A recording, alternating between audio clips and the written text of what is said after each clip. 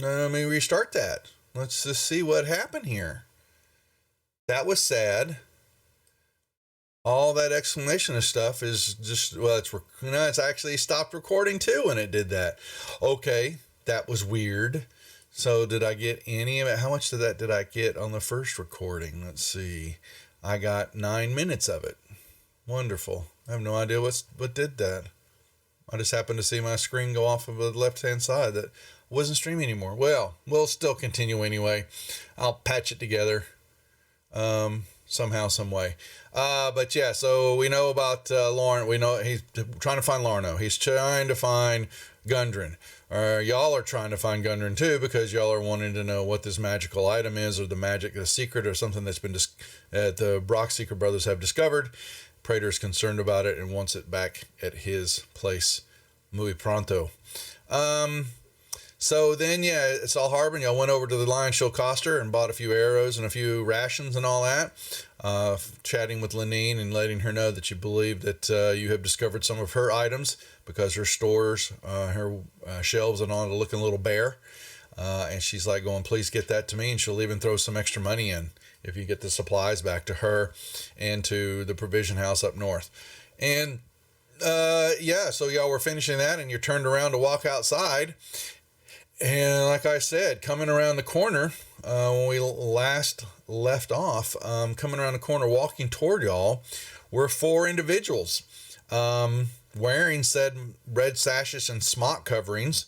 3 of them do, kind of a smaller smock with a red sash.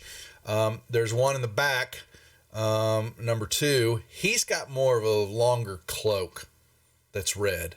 But they're walking, and they had some little sloshy words, and they saw y'all standing there coming out the doorway, and they made a few cat calls, as inappropriate as it may be, to the funny looking elf woman they saw, and they just kind of sat there and they spat on the ground, and that's kind of where we left it off.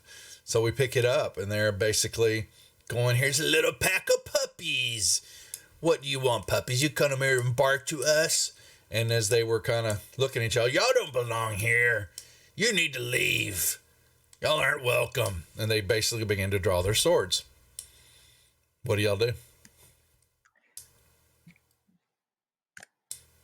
You got anything to say? I'm going to sing the Doom song now. Oh my gosh. Doom, doom, doom, doom, doom, doom. It's going to be one or the other. Doom, doom, doom, doom, doom, doom, doom. Doom, doom, doom, doom. Doom, doom.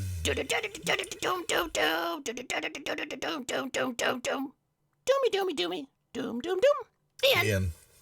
Yeah, I need y'all need to meet Zeke. So we're gonna need to get the NPCs on the channel here, because this group has no idea who the hell Zeke is and why these sounds get played on the channel. So we need to indoctrinate the British. That being said, back to the action as this group is drawing their swords and making rude comments to you. Does anybody have anything to say before we get serious?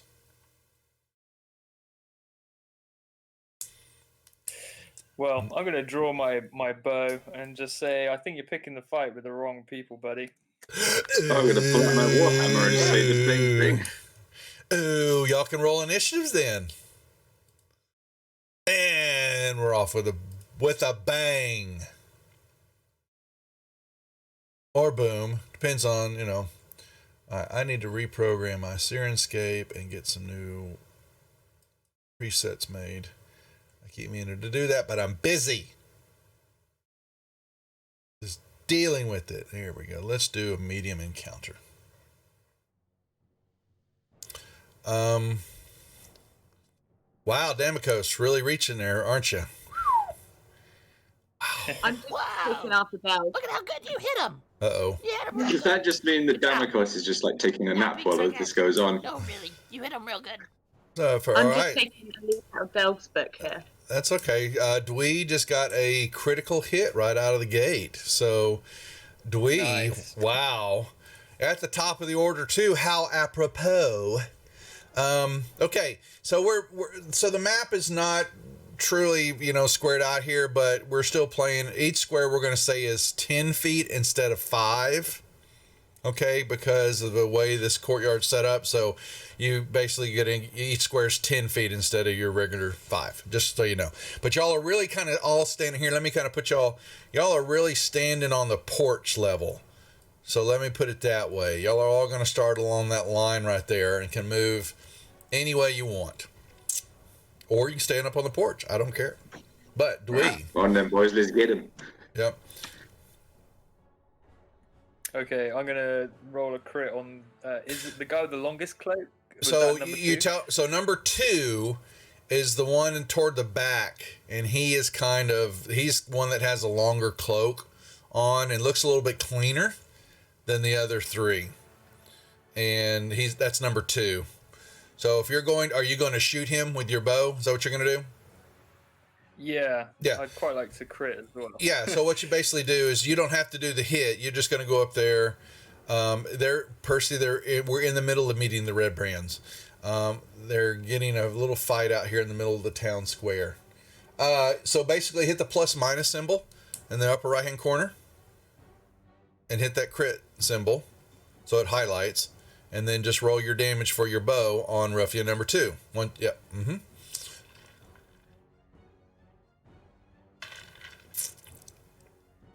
Just roll for damage. Sorry. Yeah. It's automatic hit because it was given to you. So you just got to make sure you turn on the critical damage, and then roll your damage, and it'll give you all the crit stuff along with it properly. I don't seem to have a bow or my crossbow. Dwee, what did you do? Crossbow. Where is Yeah, that's right. Oh, because you're not. It's you switched it out for your bow, and yeah, I'll show you. You need so there you go. Now you've got it at the top of your order. You didn't have it equipped. I'll show you what that is later. It's a function in Fantasy Grounds. Okay. Oh, well, why don't you just kill him right off the gate? Okay. Anything you want to say to him? Have that. Take that.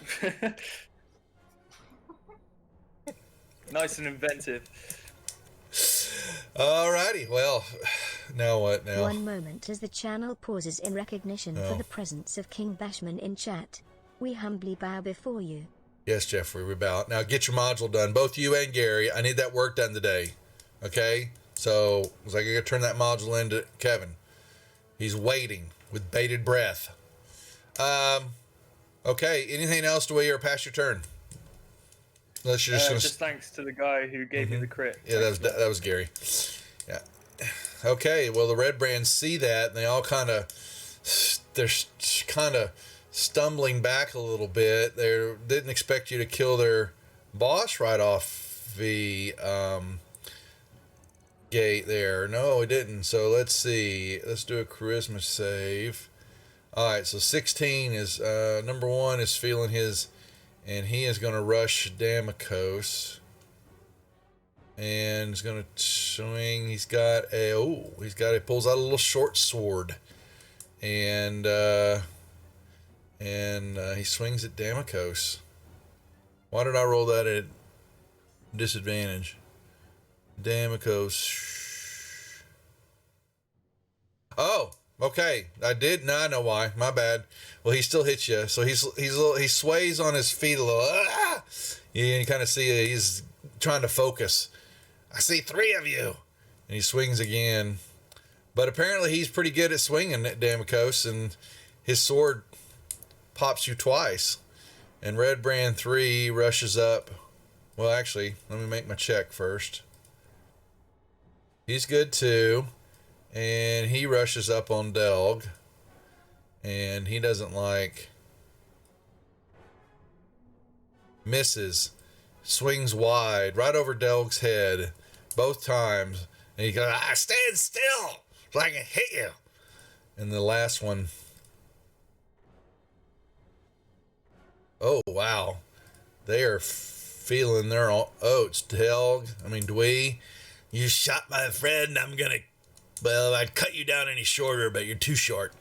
But he He hits you. And then he swings again. And he misses. Hilaria.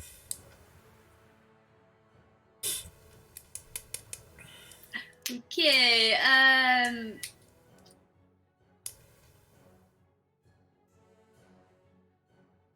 I'm going to poison spray them. Okay. Well, one of them. I guess the closest one. Ruffian one. However you want to do it. You got to target him, give him a yep. Give him a save.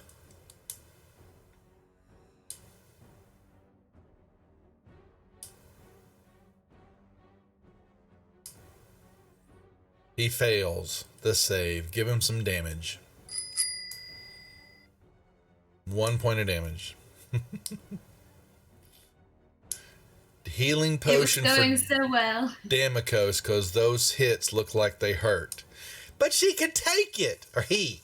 She's playing a he. You got a healing potion. We'll give it to Damikos on his turn. Anything else, Ilaria? Nope, that's it. Pass your turn, please. Delg. It's number 3. Let's smack this bitch up. Where's my weapons? And you stand on your tippy toes. Maybe I could see you.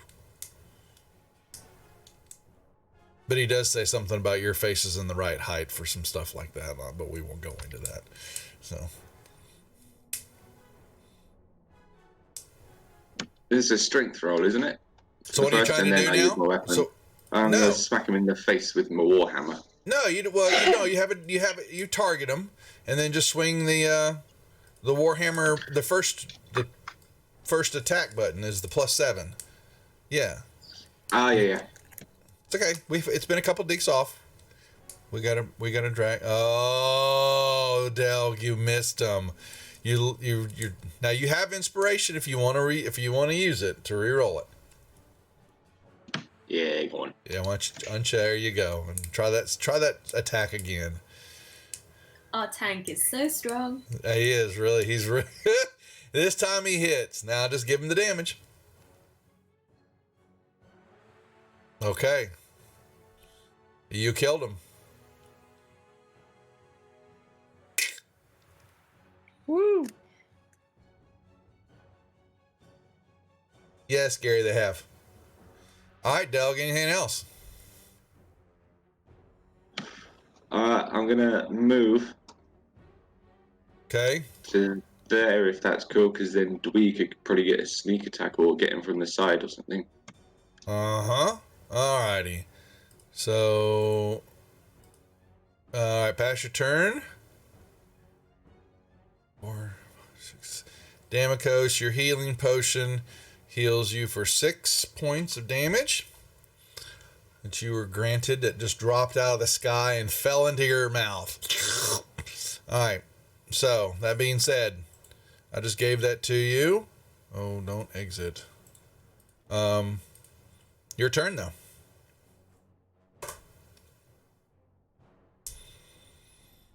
I keep forgetting what I've got. So, what do you mean? As far as weapon-wise? Yeah. Yeah, so just the have to actions do it. tab. Remember, everything's on your actions tab when y'all are in combat. And you want to make sure that when you're looking at your actions tab, you go down there to mode and change that mode to combat. Yes, that will tell you what's hot and what's not. So, you've got a... you don't have a... Well, wait a second now. I thought you had a regular weapon. Where's your crossbow, unarmed strike? Where is your... You got daggers. Didn't you have another weapon, or were you just shooting? I thought I had a dagger as well. Yeah, you do have daggers, and something's happened here, and you got a club. I could have sworn that you had a regular weapon, but... No, I just had a crossbow and a dagger. Okay, all right. Well, there they are. Not sure what's going on there. Hello, I kind of Frank. want to stab this guy. You kind of want to do what now? I want to stab this guy. Well, that's a dagger. That's with the daggers you have the two different attacks. The one with the sword emblem is the melee attack. The one with a bomb or an arrow deal is something that you throw. So you want to use the top one on the dagger, the +3. So you would target him, control click on the ruffian and the tracker on the map. There you go. And now you just take your dagger and say, and poke at him. But that'd be a hit. And now give him the damage.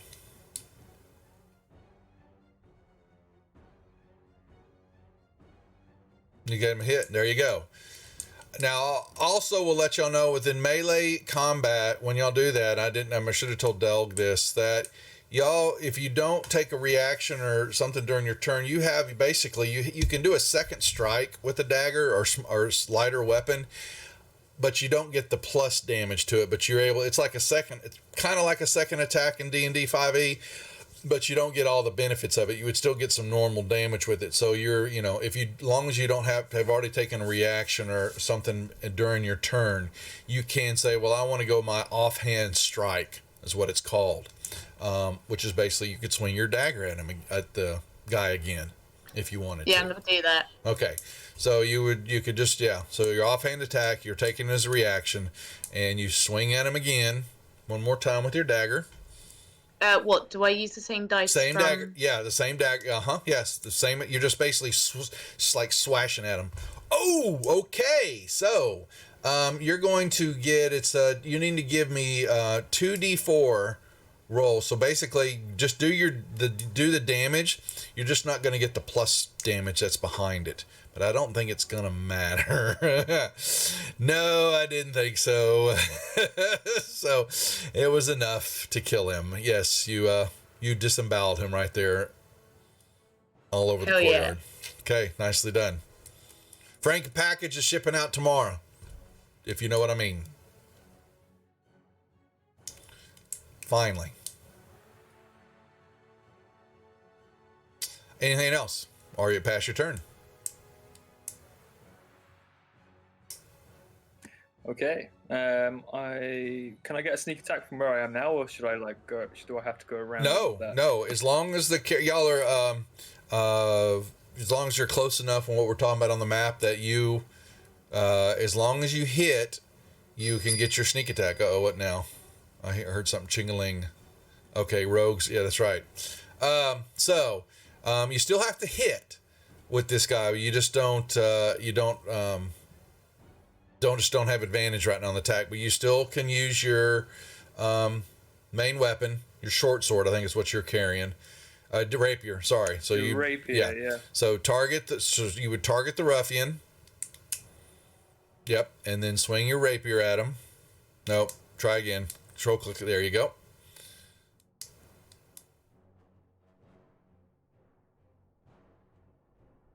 You still hit him now. So that means you would now drag the sneak attack effect onto you.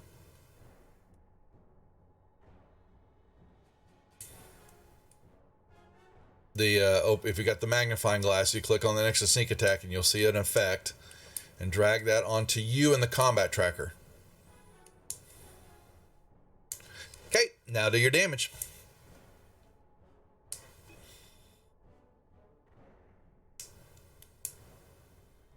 Yeah. You skewered him. He did. He died in the middle of the... So much for that battle. Yep. There are 4 corpses laying on the ground as y'all stand there. Looking. Yeah, we should probably move those. Yeah, y'all look up and you see a few people standing in the street, kind of different corners and off a few porches of their houses and all that, and they're like pointing, and you see a couple people, they kind of like hug each other, a couple high fives, and then other ones, they look real quick, like, they want to make sure no one's watching, and they go about their business real quick, but yeah, there were a few people watching that. But you have 4 bodies. Yes. Do they appear happy that they're dead? They were high-fiving. They happy, yeah? Cool. Yeah. High five. Yeah. I don't know why I thought otherwise. No, you don't see anybody. Let's all stand now. I'm going to stand on top of one of the bodies and put my arm in the air. you're gonna Captain Morgan this? Is this what you're doing? So okay, your okay. savior is here. I put my head Yeah. in my hands with shame. From the townmaster door, all of a sudden it comes out. Oh my God! What are you doing? What happened? It's Harbin, and he's like going, "Oh no! Why you?" He's upset. You can see that was uncalled for. There was no need for violence on the street. Oh my God! You know what you're going to do? The town's going to be in trouble now. How could you? Oh my God! I can't. Oh, what am I going to do? This is just going to be bad news for this town. This is going to bring more trouble on our heads. You fools! Why did you do that? I shrugged my shoulders. Yeah, that's exactly what I was going to say. I shrugged my shoulders and say they started it. Well, they'll finish it if you know what I mean. Oh, gosh darn it. Well, y'all have a mess to clean up. Get it off the court, out of the main center and all that. This is stupid. God, I'm going to... he just kind of shuffles back into the town hall, slamming the door. I just giggle. So what do we do? We've got to find somewhere for all these bodies to go. So let's have a look on the map.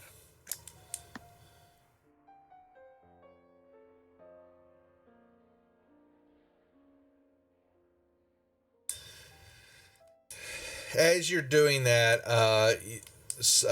Toblin Stonehill comes out and he sees all that and he says, "Grab him quick, bring him around the backside of the inn.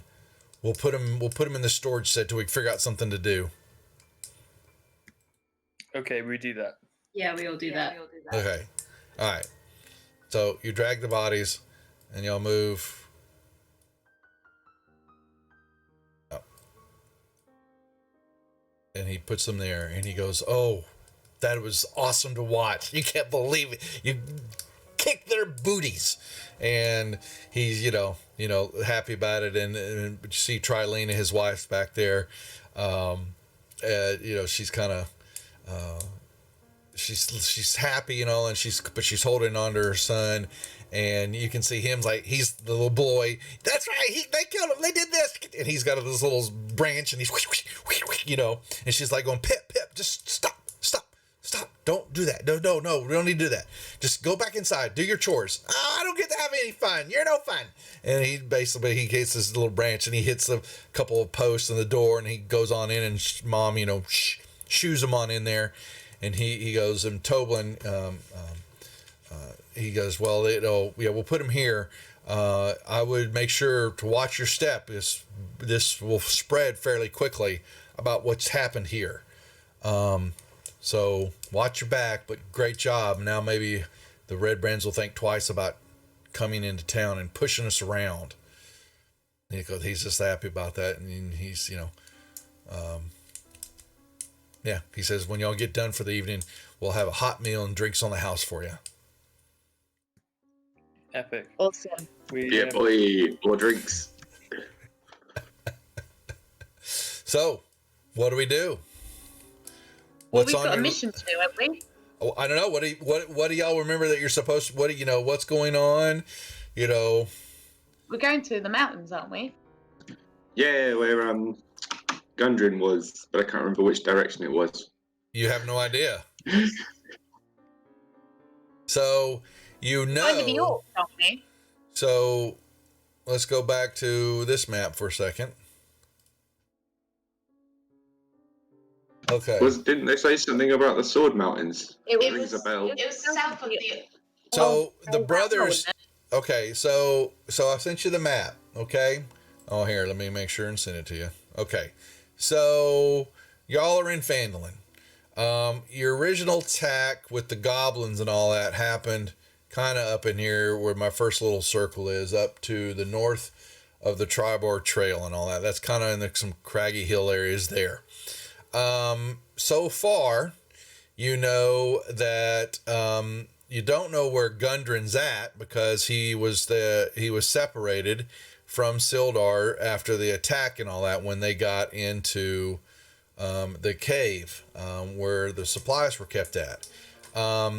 What you know is that the Rockseeker brothers are somewhere up in the mountains, but you have no idea where, and that's a big mountain range.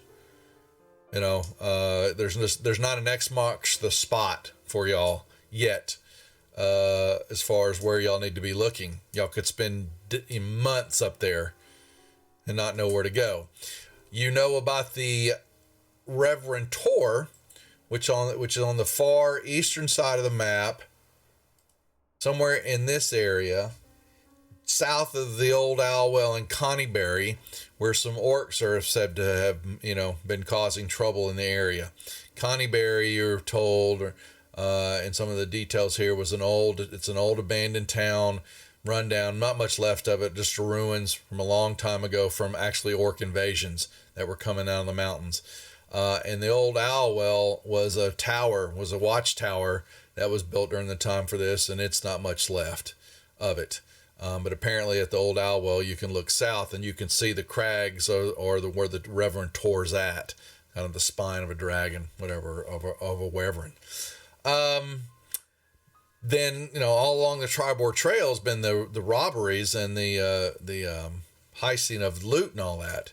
Now, the stuff that you found in the cave, the Cragmaw Cave, would get most of that delivery, but not all.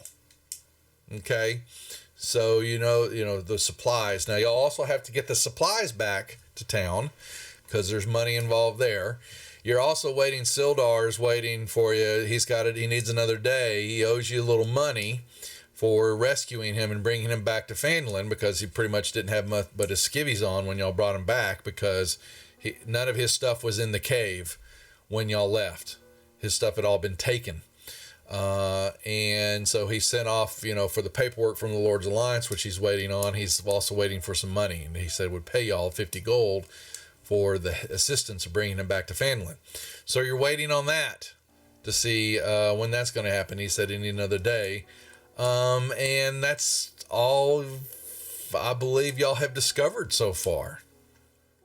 We were going to go to some lady about checking out our potions that we had. Okay. And we also had like a frog with like some sort of emerald eyes or something like that. That's yep. That we also wanted to get checked out. So you have two potions, red potions that look similar to red potions that you have, but you don't know what they are until you get them identified. And so you were told, I've sent you back, so let's come back to this map. Make sure we've got this one. You're back, Sister Grail of the sister of the Timora, who's of the luck and good fortune, god of good fortune. She runs a little shrine, which is right across the courtyard from where y'all at. And her house is just kind of right behind it. But it's a little small makeshift little stone shrine, not much to it. And there's some offerings and stuff in there, but that is, and you were told that she possibly could identify the potions.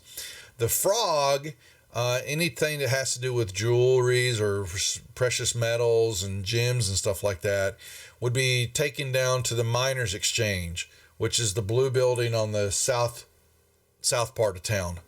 I've got a little arrow pointing to it. That's called the Miners' Exchange. And y'all know that that's where a lot of the prospectors and such come to a woman called Halia Thornton, who basically does the conversion and gives them money for the gold and stuff that they bring to her. That's I suggest that we go and find supplies. Well, you do have, and then come back here and meet Sildar, because he only needs a day. Go get the supplies, you mean, from the cave and bring it back? Okay, yep. Yeah. You could do that. Maybe if we went up there and we got attacked, we could capture one of them and interrogate him and see if we could get anything about where Gundren could be. Y'all let him go. What, the other goblins? Yeah. Didn't you remember? I mean, if there's anyone else up there who attacks us.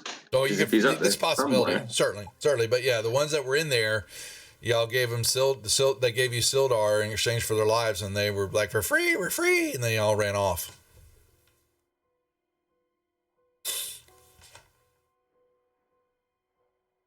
Let's go find out what these potions in this frog with the emerald eyes is worth, and find out what the potions are. Which one first? Potions, and then Okay. Potions. Yeah. Okay, so you're all on the map. Y'all can move over to the shrine. Y'all put the bodies in the shed. And Toblin says, we'll take care of them during the night. We'll get them buried somewhere, probably on the far western part of town. Okay, so y'all move up to the house. Yeah, you go by the shrine, and there's nobody there. It's like a small little stone shrine, and you see little trinkets and things in there. The door and the windows to the house are open, flowing, and you see someone moving around in possibly a kitchen area behind some curtains and all that. Cool. I'll knock on the door. Oh, you hear, yeah. So you knock. Oh, 1 minute. Oh, and you hear kind of some moving around. You hear glass fall to the ground. Some can't, picks back up, come around and shuffling around the corner. Is actually a fairly young woman, human woman, but she's shuffling because she's got a crutch. It's on one side, and she goes, "Oh, I'm sorry," and excuse the mess, and she kind of pulls up to you, and is looking at you, and you could see that outside of her crutch, she has a black eye and some whelps on her face, and she got probably a little dried blood that's caught from a little cut in her mouth. And she welcomes you. Welcome to my house of Tamora. They call me Sister Grail. What brings this group to my doorstep on such a beautiful day? It looks like the day's not been kind to you. Oh, no, this was something, this was nothing. This was nothing at all. Mind this, no. This just happened a day or two ago. Nothing at all. Nothing to worry about. Was it self-inflicted?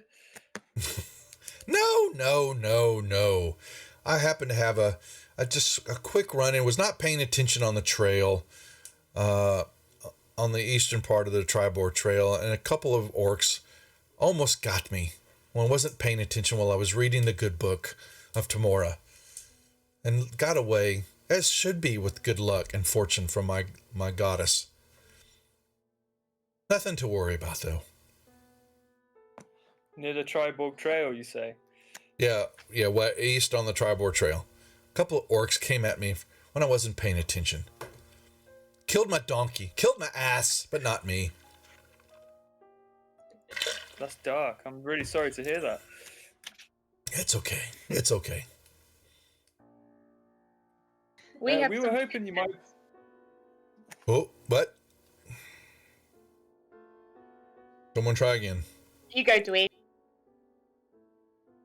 No, after you. No, after you, little one. Oh, the British. Can I... Yeah, basically we've got these potions and we've got no idea what they are. So exactly what Damoko said. But again... Tell us what the drugs do. You need me to identify them. Is that what you want?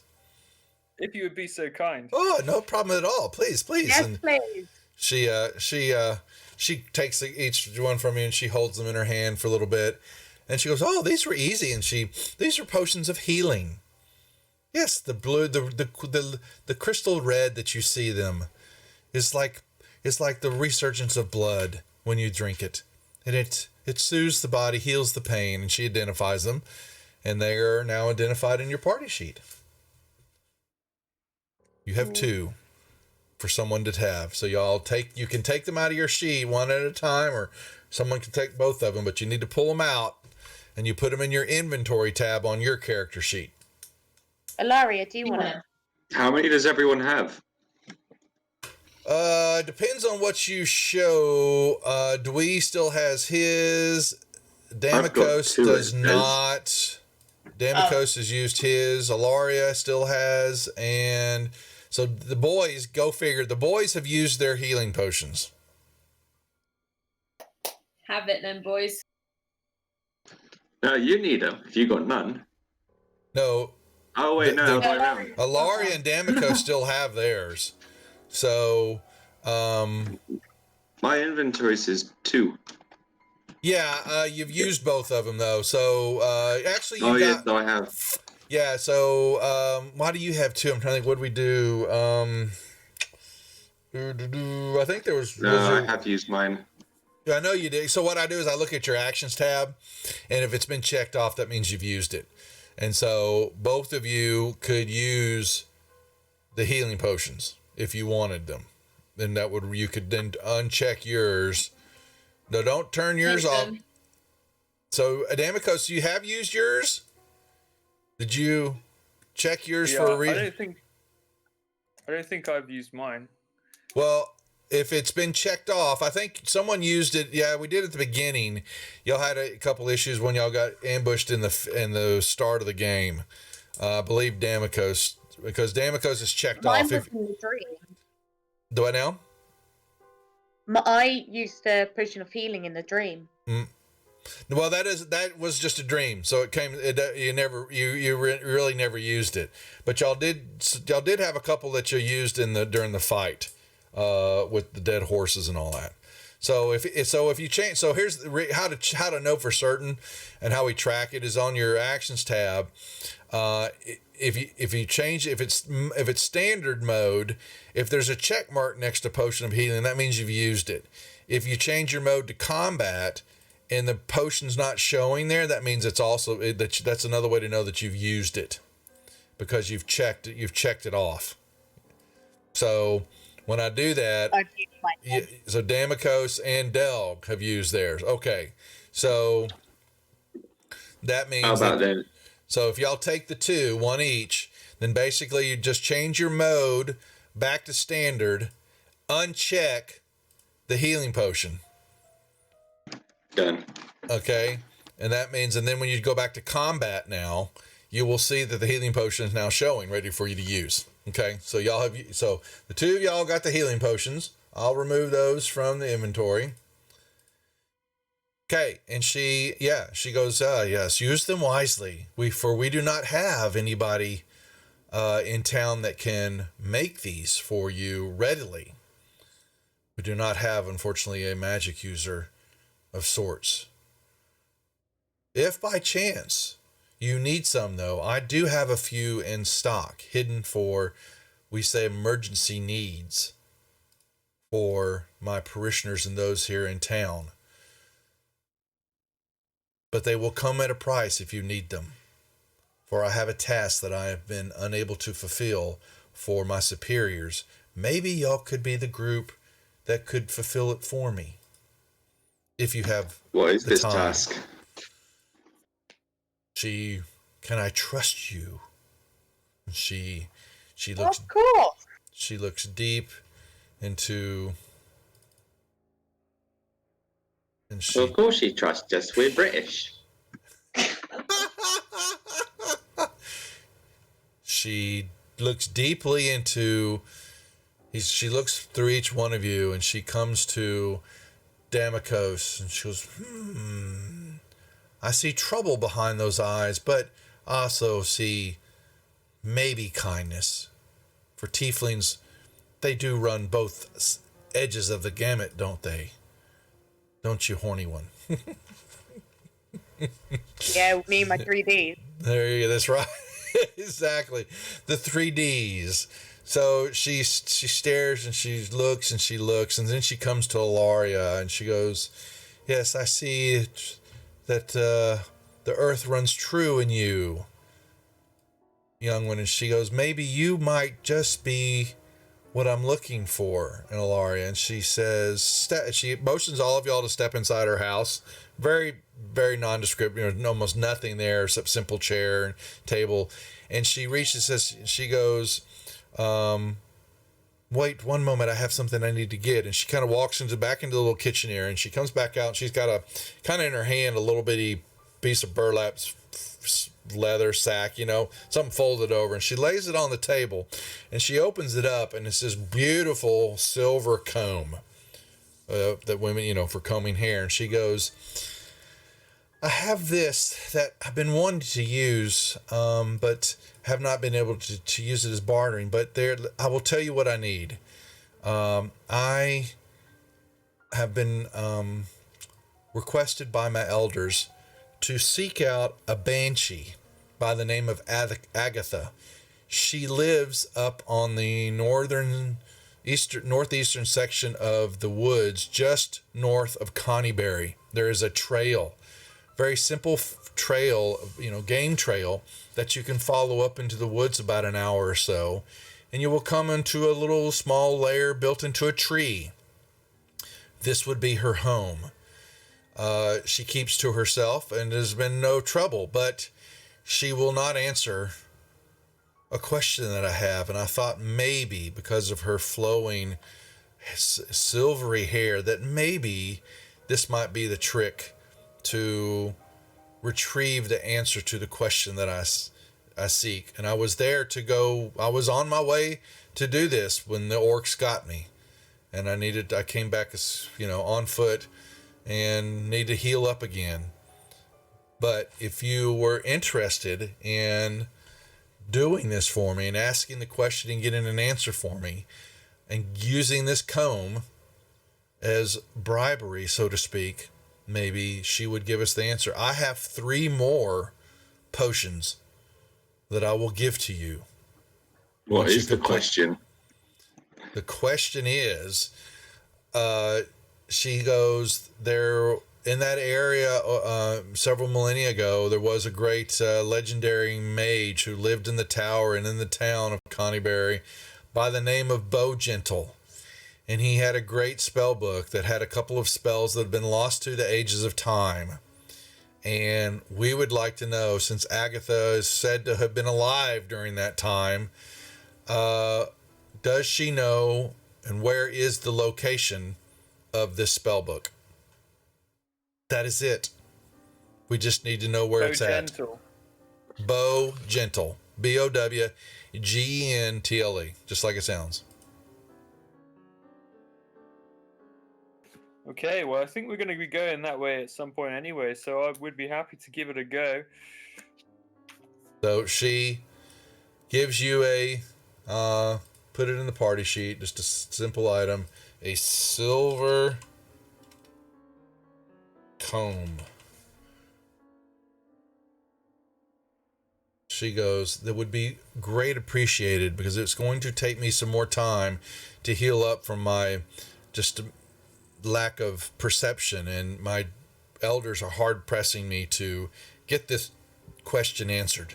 If you would please get that for me and bring it back at post haste, I would appreciate it dearly.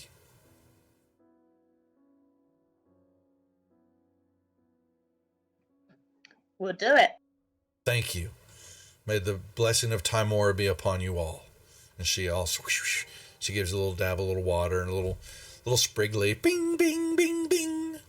And there you go. She goes, a good day. I do appreciate it. Luck has brought you to my doorstep. All right. Okay. Take care. Adios, mother. Yeah, so, okay. What are we doing now? I would say it's probably about noon right Shall now. we put this gem-eyed frog out? So that would you have to go down to Halia and visit with her. Let's do it. Okay. Go. Let's go. So y'all head. Yep. And along the way, you still see a few people though they're walking. They don't give you a wide berth as they used to, now because but you can see them whispering and pointing at y'all. That's the ones that did it. Just smile and wave, boys. Mm-hmm. Just smile and wave. Smile. Except for the dwarf, he doesn't hit much. All right. I'm not just talking about I caved his skull in. It took me 2 tries, and I still did it. All righty. So you walk up to a building. There doesn't seem to be like almost no activity going on in front of it right now. It's very, you see some rocks and piles of dirt and things out the front and kind of around it. There's some watering troughs and all that, and looks like some sifters are in it. Some basically prospecting type materials. It says the miners exchange are over the door, and that's it. Knock on the door. The door's open. You hear a crotchety woman. Walk I ain't inside. I'm not the doorman. Let yourself in. You're leading the way. No, you can go in. Yeah, you basically go in, and you see, yep, human woman stepping behind it. She's got a smock on. Her hands look dirty. She's ruffling through a few things, some paperwork, and she's got a couple bags that you see sitting on some counterweights, and she's making some measurements and all that. And she looking down at that, and then she looks up, and then she goes back to her work, and then she does a double take, and she goes, "Well, you're not miners or prospectors. What are y'all doing in my place? Oh, wait, I do recognize who y'all are. Word travels fast. You be the group that smacked down a few red brands earlier today, would you not?" The 3Ds, yeah, that's us. The 3D. Okay. What brings you to the miners' exchange? Don't have a bit of gold dust or jewelry upon you, do you? Show her the frog. Show the frog, show the frog, show the frog. Show her the frog. We all start chanting, "Show her the frog." Who's got the frog? Who does have the frog? Where's the frog? It was in the main inventory tab, but so one of you's got to be carrying it. So y'all have to, basically. Del I can't pull have the it. frog out of my beard. Okay. Whoa. Never seen a. Well, that shouldn't surprise me. You never know what I you hope can that find in a doesn't ruin the dwarf spirit. value. She I brushes blowed a it few off. stray hairs off of it. Yeah, she goes, "I've seen a lot worse. Trust me, I deal with miners all the time. Half their stuff is usually covered with vomit from their drinking hard at night, because either they're drinking or they're prospecting. And she smells it. Yeah, it smells like one or two of you need a bath anyway. And she handles the frog and all that. Good, very not bad at all. I haven't seen a good jade piece in quite some time with these little flecks of gold in here. Oh, wow. This is nice. What are you wanting for it?" How much is it worth? She will tell you to get her praising and all that when she weighs it and all that's about 40 gold.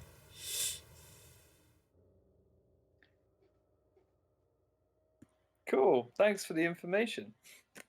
But that's not Well, what I'm take going to that. sell it to you for. I mean, buy it from you for.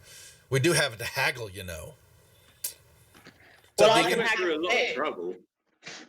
Went through a lot of trouble for this. We can't really accept 40 gold. yeah, I'll a give bit you insulting. 35. I'll give you 35 for it. Well, could I have no. the frog back? Good Del, guy. shut up! Shut up, Del! Can we have the frog back, please? Oh, she puts it on the counter. She put it right there down front. She did take it. She weighed it, messed around, and then she laid it on the counter. All right, I pick it back up and go to walk out. Put it back in my beard. I put it in my purple hair. All right, good day I to ask her you. if it's Glad- got any. glad we had this conversation. I just ask her. What Before now? we go, I just want to ask her if it's got any significance to anybody or anything in no. this area. None that I know of. Just a simple little pretty stage statue, little frog. Yeah, but not say, Well, thank you for your help. Yeah. Oh, you're quite welcome. If you need anything else, or if I can help you out with anything, please call upon me. She's just kind of looking at y'all. They need help. How did they I want survive? at least like 60 gold pieces for this frog. Did you say that to her as you I've walked already in the door? left. I'm keeping the frog on me. I don't trust Del with it. Well, you can take it. You can take it. You need to take it out of the party inventory and put it in your inventory. Then Damocos. I'm keeping it away from Del. That's fine, but you could It open was up the perfectly fine in my beard up until this point. open up the party sheet, and go to the inventory tab, and drag the shield for the jade statuette to your inventory tab in your character sheet, and you will then be controlling it.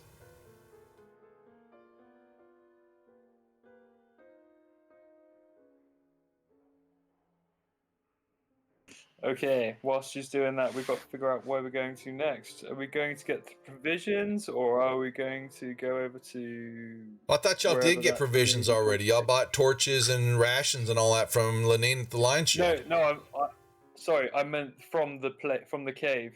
Oh, go retrieve the provisions. Yeah. Yeah.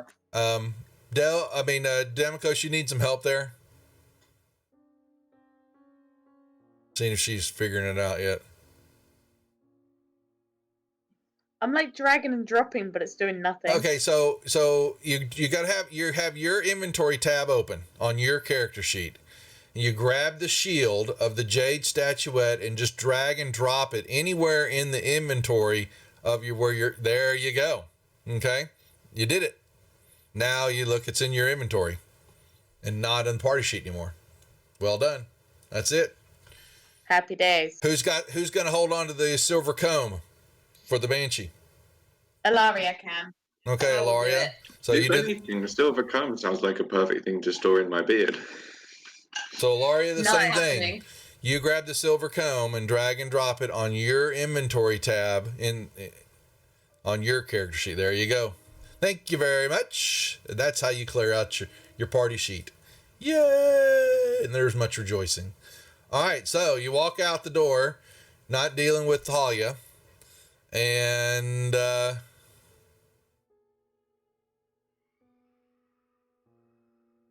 you're standing out there, and it's about, I would say it's, 1 o'clock, 2 o'clock in the afternoon. Right. It's too late to go back to the cave with the provisions in, wouldn't you say? How long does it take to get there? Day and a half. Damn. Well, we can set out and then camp overnight. You could. Sure. Let's just do it. Let's Not go. do the half day now. Travel through the night, rest, and then carry on. So they use. Let's do that.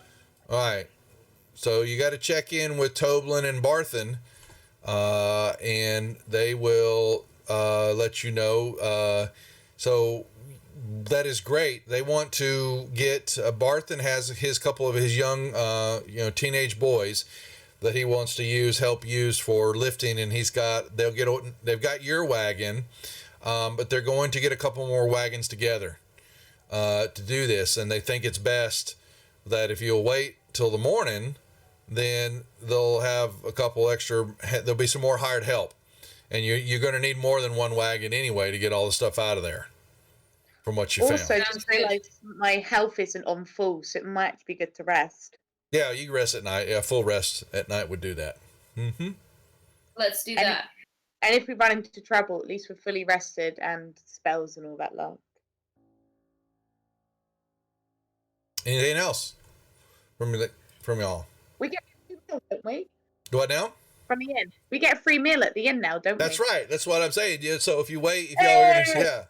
So y'all could go back inside the Stonehill Inn, and you'll Already find. gone. Yeah, that's these Damikos is running for a free meal. I can see that. Wee! It's dwee! That's the call. Dwee! I go inside and ask for a whiskey. Well, they've got food, and Trilena says what? She goes, hold, we're just a tidbit early. Calm yourself. Make your way to the bar. Have a drink. Food. I want to drink before Delg does any music playing. Okay. I wasn't actually going to do any of that until you mentioned it. So the dinner crew hasn't arrived quite yet, but y'all do relax, and you see Sildar there, and he nods to y'all all, and he, he's got some paperwork, and he goes over to one of the corners, and he's kind of set up a little makeshift little work area that he's doing some stuff at, and he's got an ale sitting there, and he chats with y'all a little bit, and basically, kind of passing the time. And you'll see, a few people kind of come in and they're checking out what's going to be, sounds like it's going to be roasted lamb and some good greens. And apparently one of their favorites, Trilena, has got, she basically saying, I'm just waiting on Darren to bring my barrel of apples because I'm going to make apple pies for the night. And you see people like, oh, the apple pies are on the menu. And as y'all are chatting and there will be a man comes in. He looks like first you thought it was human, but then it becomes apparent that he's half elf. And he seems quite capable, fairly good build. And he comes in and he's got a barrel of apples with him. And she yells out to him, "Bring him over here, Darren. Come here." And he's, "Yes, ma'am." And he brings in some apples and he, drops them down for her. And she looks at them. "Oh, these are just some of the, grow some of the best apples I've ever had the pleasure of cooking." And he goes, "Well, you make sure and you save me one of the pies for me. That's our deal."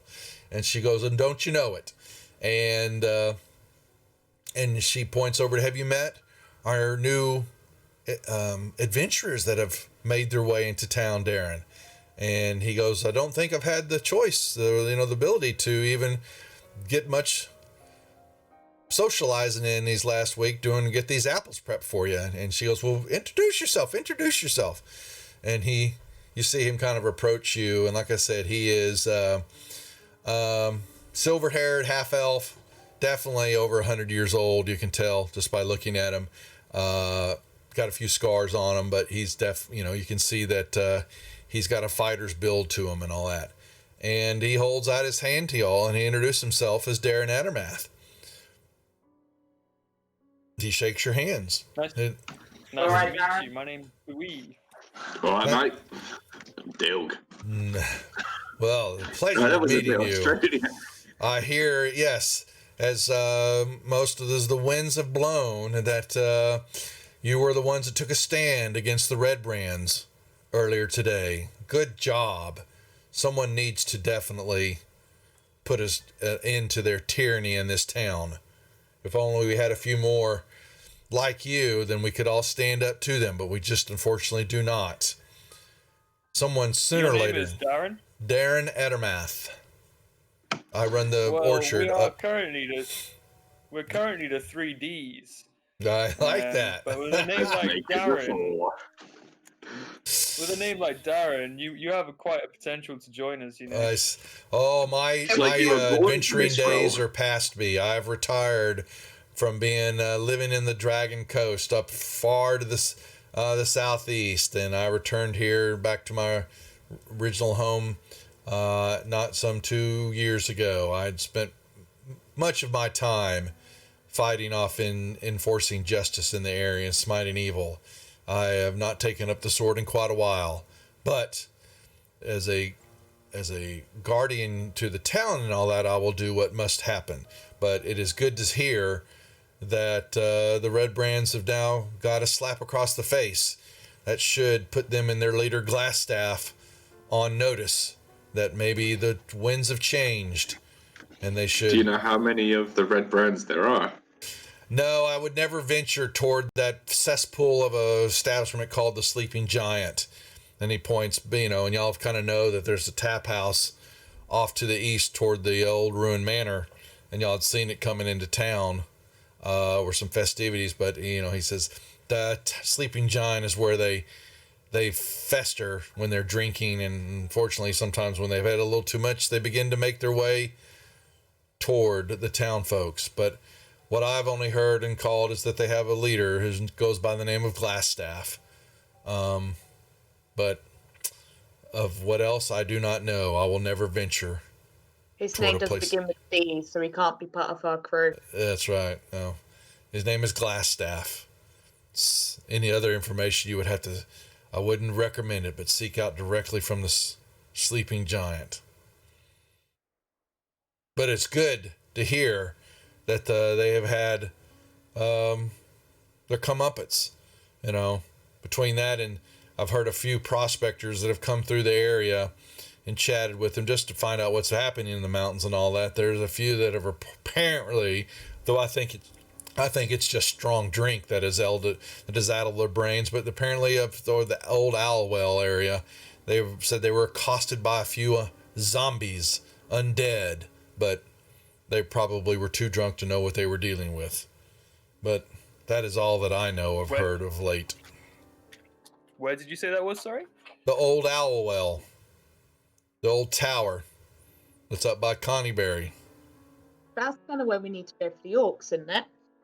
Uh-huh. And Agatha's also up there. Sounds like our next destination. So he Destination. if you need he thanks you as he tells you that, and he goes, yes. Any other conversation, please find your way up to my orchard, or if you're looking for an apple, I make, according to Trilena, I make some of the best. And she goes, yes, you do, Darren. Don't you doubt that for 1 minute. These apple pies won't even make it barely after I pull them out of the oven before they're all gobbled down. And he goes, well, just remember, I want one of myself. And she goes, I know, you shall. You'll have one of the biggest ones. And he goes, yeah, ooh. You can see him shiver with excitement. And she brings back the empty barrel, and he grabs it, and he gives you all until tonight. There's possibly my hearing there may be a feast and a celebration here for what y'all have done. So don't be surprised if it gets a little crowded tonight in here. That y'all four are the talk of the town. And he bows to each one, everybody, and get to perform again. He walks out the door. Doug, best get practicing with that musical instrument.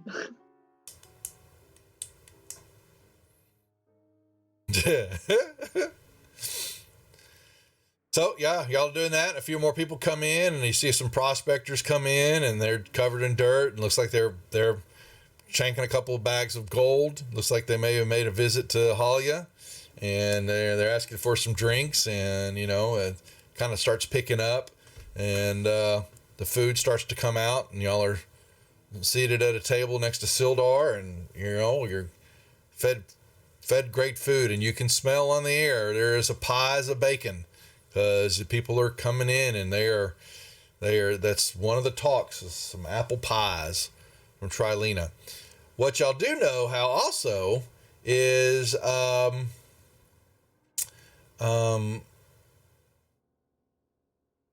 Pip, the young boy, he's coming in and around and all that, and he kind of slides up to Dwee, and he goes, are you really an adventurer? Do they let you with your size? Don't you have to be big to be an adventurer? And do you know how to use that? And he points at your rapier and all that. I'm deadliest with that. Daggers are cool too, but you got to make sure you don't grab the pointy end because they hurt, don't they? Do you have a dagger? He got a dagger. He pulls out a twig. He goes, I got a dagger, but sometimes it's a sword. It's whatever I want it to be. I can vanquish the evil foes. Yay! And he's swinging it around, and he hits you a couple times. Oh, sorry. I'm going to be just like you one day when I grow up. The what now? What'd you say? I pretend to die as he hits me. He's jumping up and down. But you're a good guy. You can't die. Good guys don't die. Just the bad guys. Let's hope so. Well, no. But if you could be an adventurer, then I know I can be. Even my mean old mommy won't let me. She says I can't go out because of these stupid red brands. Aren't they? They're stupid, aren't they? They're stupid, but she's right. You can't go anywhere with them lot around. You can get into all kinds of trouble with them. Shh. I got a secret for you. If you promise not to tell nobody. You can trust me. Are you sure? Yeah, I think so. You saw what I did earlier. I killed 2 of those red brands. No, my mommy wouldn't let me watch. I just heard about it. She made me go back and saw it. Not fair. Well, I'll tell you a secret. Secret. My friend Quinlan, he was out in the woods south of the mansion area, and he saw some red brands moving around, and they went inside some trees and didn't come back out. And then he tried to go up and see what they did, and all of a sudden they came back out of the trees, and he almost got caught. But he says there's some red brands out in the woods there. He's doing something. We're not supposed to tell nobody, though. So shush. Sounds like your friend Don't already tell goes nobody. sneaking. Well, he's a halfling like you. What does That would explain it. this song begin with B? Shh. You're not supposed to be listening to my secret. This is just for Dwee I only. pushed Damakosa away. Big old purple hair nuisance. Yeah, tell me about it. Anyway, your friend Quinlan went out by the woods, down by the mansion, and saw. Shh. Don't talk so loud. People will hear you. I'll get in trouble. And so will Quinlan. Can we meet Quinlan? Is he here around? Oh no, his mommy keeps him at their farm. His farm is out there. His farm is on the far southeastern part of town. Big farm, and you can't miss it. You just have to go down the southern eastern road and follow it to the end. And his farm's there. It's just right next to the part of the stone wall broke apart by their fields, and then he kind of sneaks over the section of the wall when his mom's not looking, and he goes into the forest over there.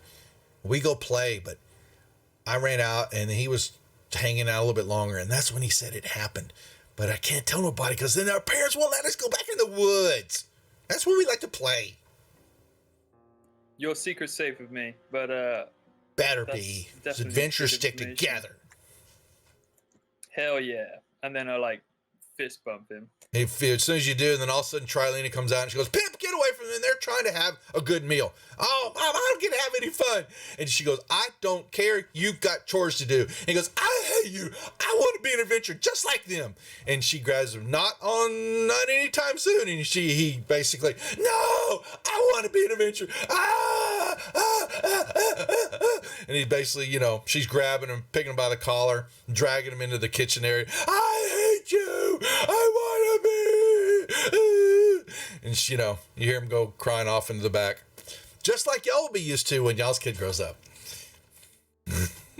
Or like the boys already do, right?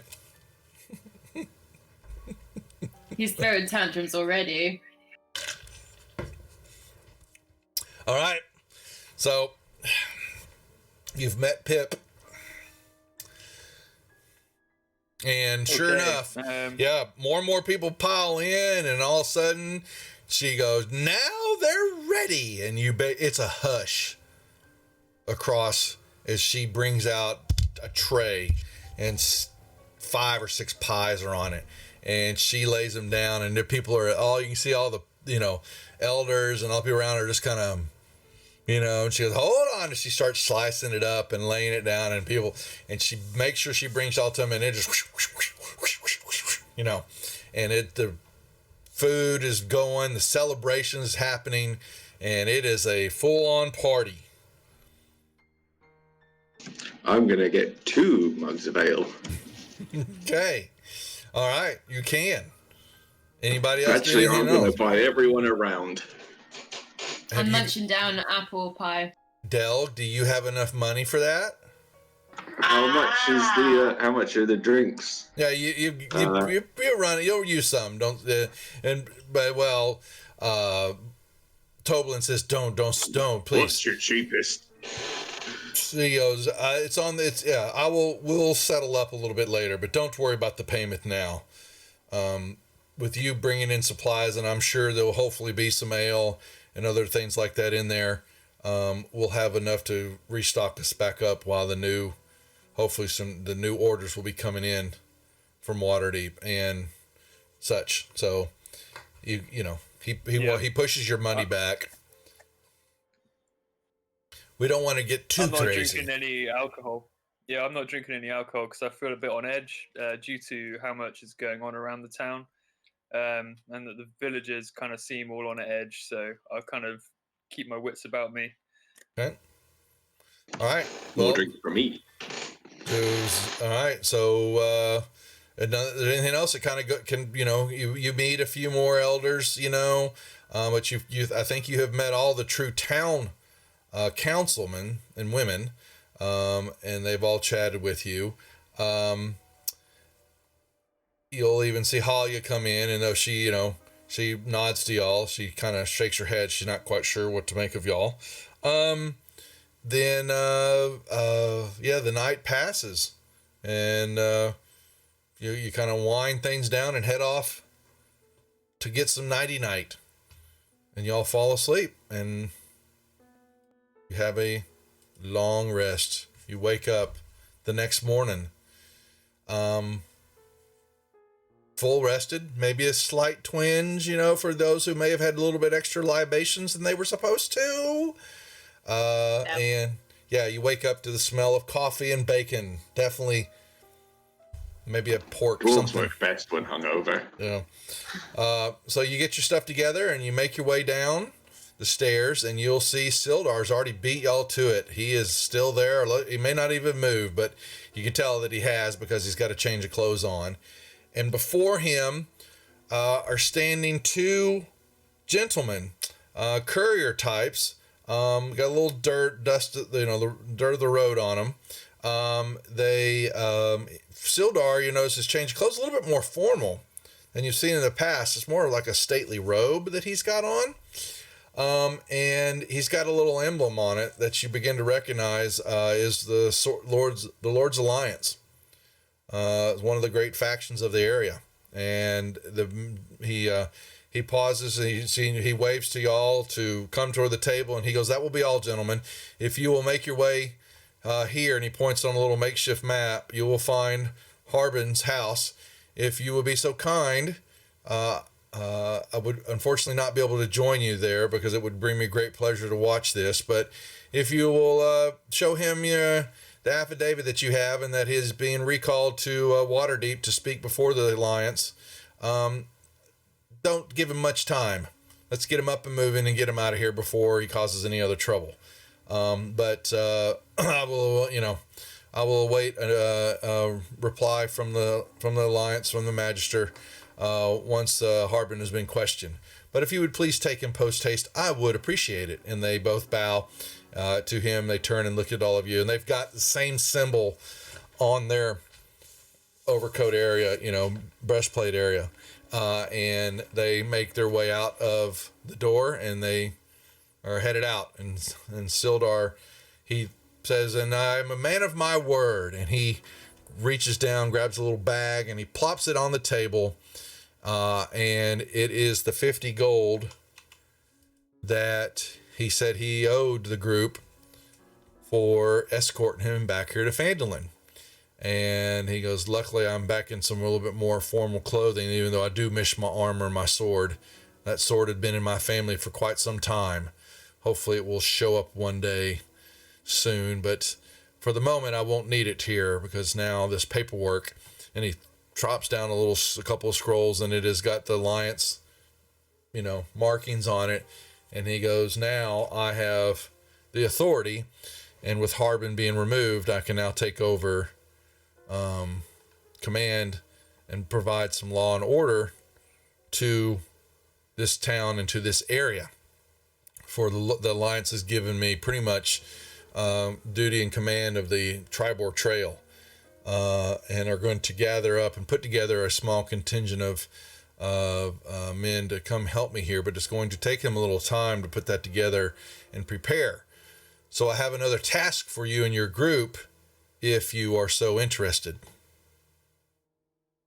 And this time it will pay a lot more money than 50 gold. We have so many tasks going on, guys.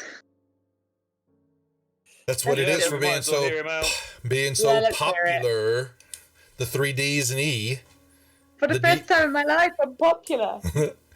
Well, he says, yeah, so in that meantime, I do fear for the town because of what has happened, at no fault of y'all's, but because of it, and just you can feel the change in the air that will permeate itself and make its way down toward the sleeping giant and whatever else these red brands are doing here in town. But I fear for reprisals.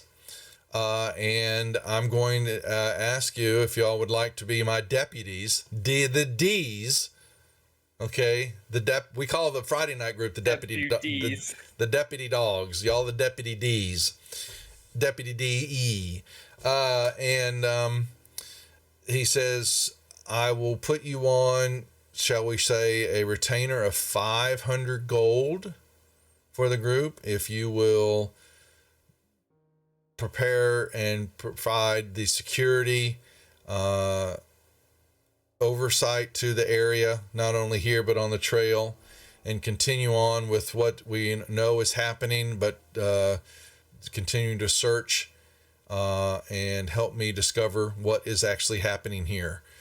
I do know we have Gundren, even though I cannot help him much for what's going on, but he is still is a concern for him in his life if we do not find him quickly. But I do need to find my friend Larno, and I have not been able to discern or decipher any clues about his whereabouts.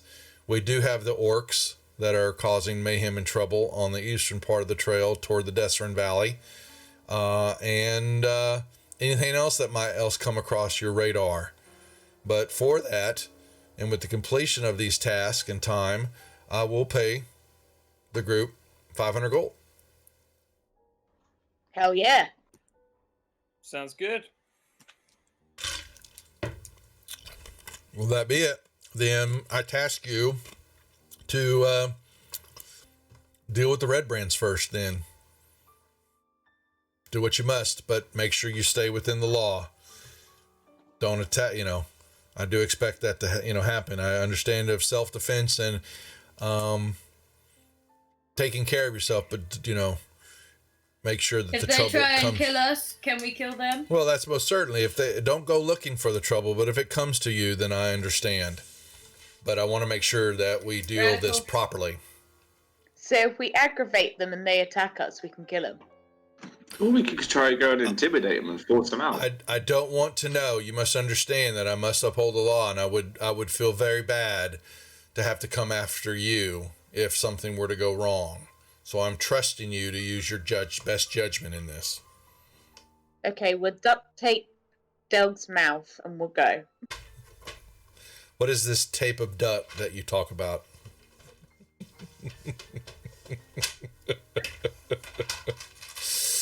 Well, he says, I am going to make my way down to the town master hall and begin clearing out Harbin's belongings. He did not have time to, let's say, get rid of his personal stuff. So I will, if he's lucky, I'll put it in the box or store it somewhere. If not, I'll just throw it out the side door. But you may either find me there or find me here when there's not work to be had. But I do not see that happening anytime soon. So I wish you all the just best. So we're clear, Sildar, we need to go and get that. You know where we picked you up? We still need to go back and get the provisions from there. So that's our priority right this second. But once we're done doing that, we'll be happy to help you with the security and. I have no problem with that at all. Cool, because the town needs its provisions, obviously. I would agree. He's basically I'm going to trust y'all use your common sense and your own motivations to do what needs to be done. I am not going to be oversight on you. I've got too much to handle here, but I'm counting on y'all to help cover my back and the town's back. Okay. All right. Let's go get them supplies. Okay. So I leave. Yep. Y'all can head up to the provision house and you'll find them already getting several wagons together with the boys and a couple other farmers, and even Darren Edermath will join the group, and away y'all go. And y'all are actually going to make it. It's going to take a couple of days, and y'all venture that way up to the let me see. Yep. Okay. No, y'all. Yeah, you're gonna make your way up there, grab all the boxes, grab all the stuff out of the cave, and it takes a good bit of a day because you couldn't get the wagons far up in there. So they made some makeshift sleds and things like that. And you huff and puff, and a few more days, you come, for 3 or 4 days time basically passes. And y'all are able to come back and did not run into any goblins. A couple of bears were trying to make their way into there, and Ilaria discovered that. Ilaria, you also felt, but never heard, you felt and heard a little bit of your wolves, but you never really saw them, but you knew they were close. That gave me a heartwarming moment. There you go. And outside of that, there was nothing else happened. When y'all did that, y'all brought the supplies back. And for that, I believe Barth and what he put. Delg didn't do anything crazy? No, I don't know. Did Delg? No, for once I was well behaved. Hey. He tried to, attack that tree. All right. Yeah. So He does that a lot. y'all make 140 gold total for the trip. You get 100 from Lenine. Yeah, I'm putting it in the party sheet right now. And I'm going to break that all out. There you go. I got some more gold. So we're going to have to really get on those coin things. I keep forgetting to do that. I'll got to make sure and change out the extension so y'all can monitor the coins properly. But you got 100 gold from Lenine because a lot of the supplies were hers. And then Barthen and them gave y'all some money. And so you stocked them up a good, somewhat. Not completely. But y'all do bring them back. Successfully. Okay, what should we do now? Get the red well, we brands. should probably, go to Sleeping Giant and see what's going on down there. Y'all have that. Let's And go. you have and Dewey, you have your secret information from Pip. Yeah, actually, I tell the other guys, obviously, that what happened there, that Pip's mate, what was his name? Quinlan.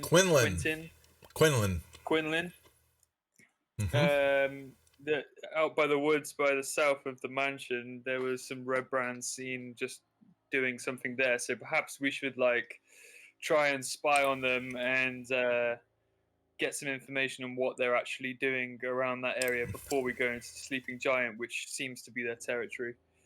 Sounds like a plan. Let's do it. So where Did Quinlan? Did Pip say that Quinlan said it was at nighttime it happened that they were down there in the woods? Or no, was it they were just playing during the middle of the day. He didn't tell you where though, and those woods are very thick and very big. Yeah. We need to go down and speak to him, really, don't we? He told you that, Quinlan, yeah. yeah. Quinlan's the Quinlan's that it's they live on the farm that's on the far southeastern part of town, just right south and by the forest. Let's go speak to Quinlan. Let's go to the farm. Okay.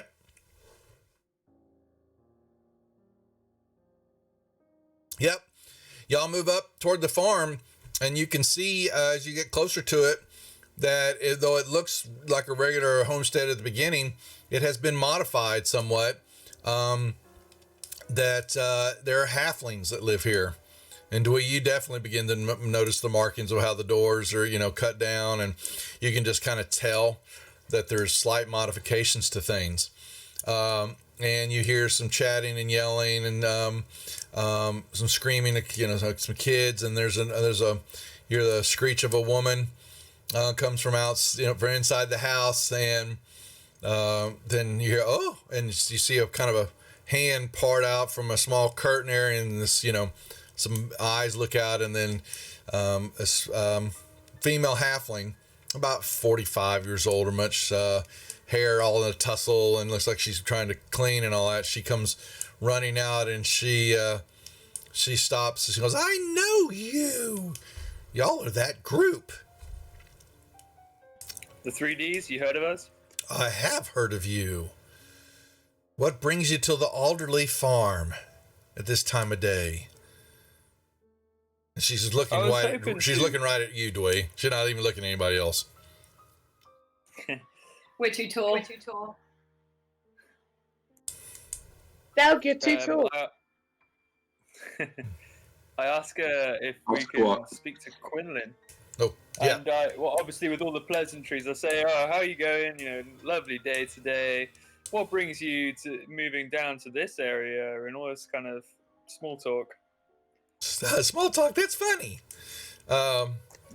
She goes, "What did my son do now?"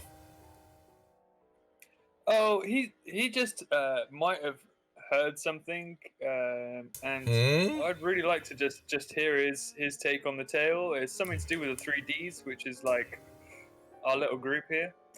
So she goes, "I don't like the sound of this." One moment, and she yells out, "Get out here, Quinn!" And he goes, "What, Mom?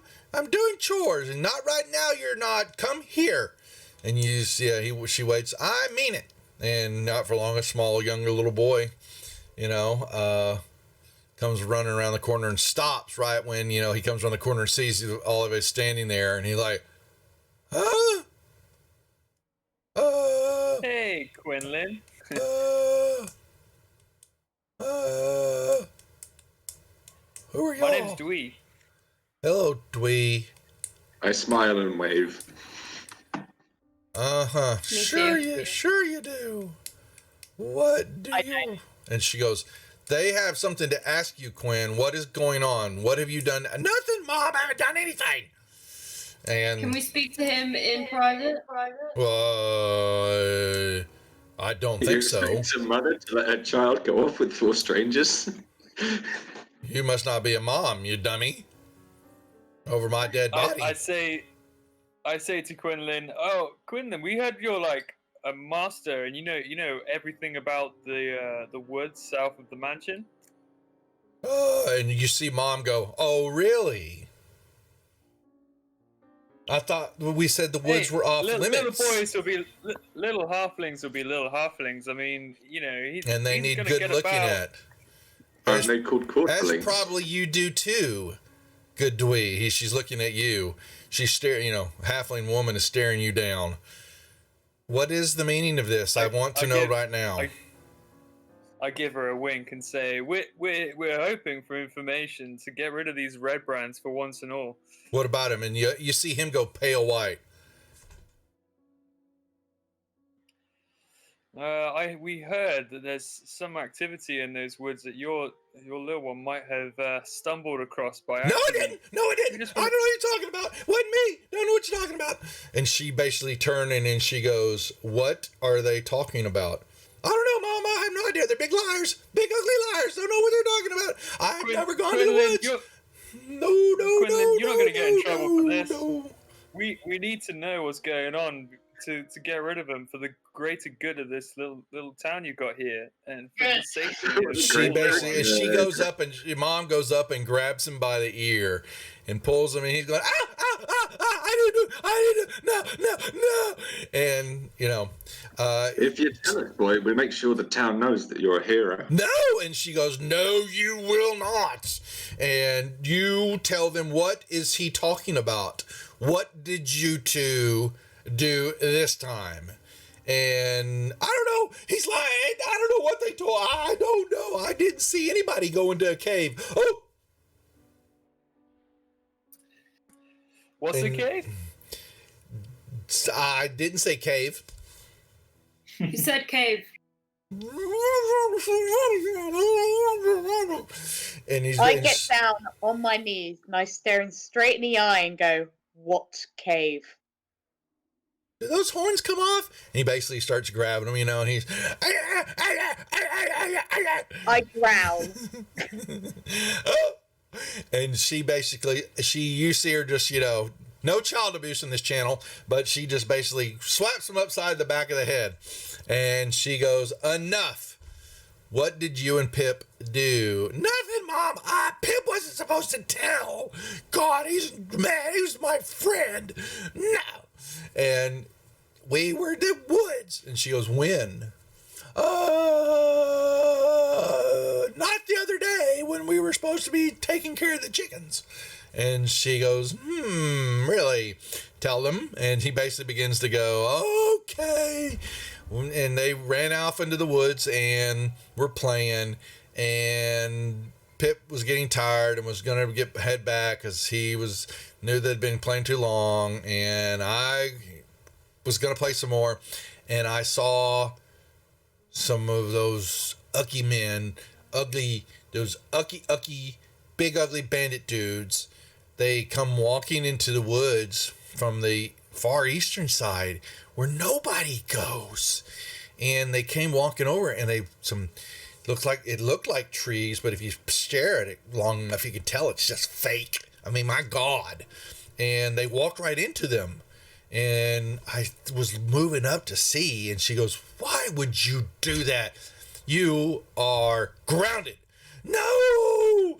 And she goes, tell them the rest of the story. And he basically reveals that he's sneaking up to see that there's a small cave or cut off into the side of the mountain or the hill area over there behind the house, the old manor.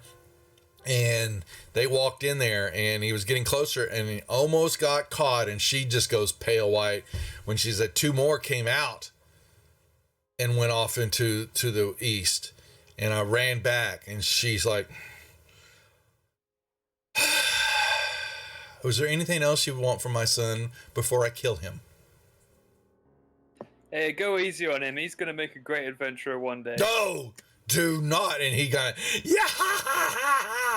he yells out, me and Pip are gonna be in big adventures when we grow up. And she goes, over my dead body, come here. She goes, if y'all would excuse me, I must have another chat with my son to explain to him what his life is going to be like for the next 10 millennium of his years and rest of him. You are grounded forever, young man. And she basically grabs him and shuts the door on y'all, and you hear, no, more yelling and screaming from a young kid who is not getting their way, who's having a very bad time now, and is not going to see playtime for a long time. Okay. What should we do? Should we go check it out? Well, we may as well. We just ruined someone's childhood over it, so let's go. I polished my horns from the dirty handprints. Yeah, and you hear as you're moving out, I hate you forever! Y'all make your way into the I woods. smile and wave. He's yelling it to his mom. That'll happen. I hate you forever! One of my two favorite characters to play in this module. They'll meet the other one later.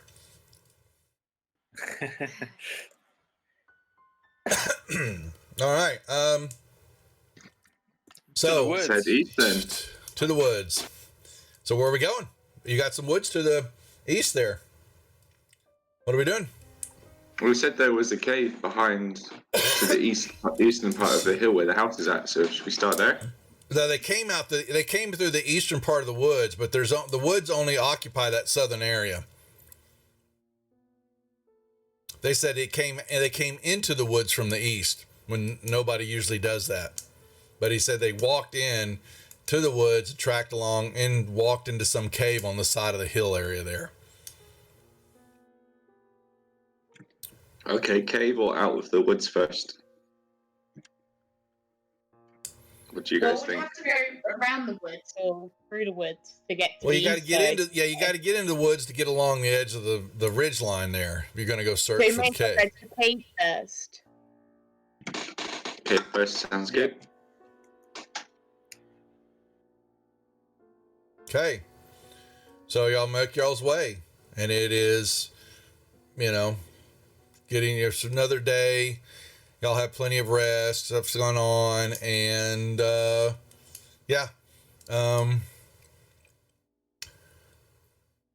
y'all venture into the woods.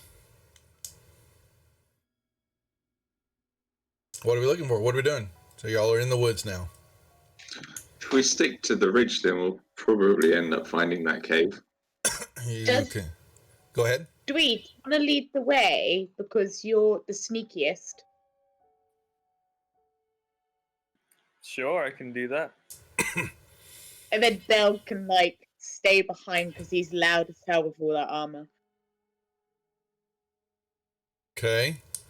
Depends if anybody's got any proficiencies in nature. Maybe someone who was one with the woods and the way of the land. Yes. Yeah. Hello.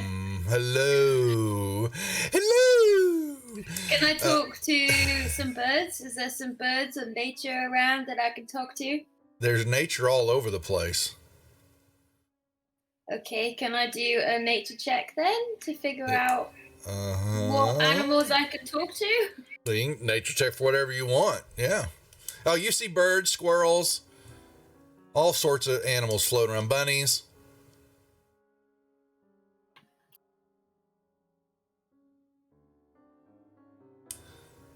Your decision.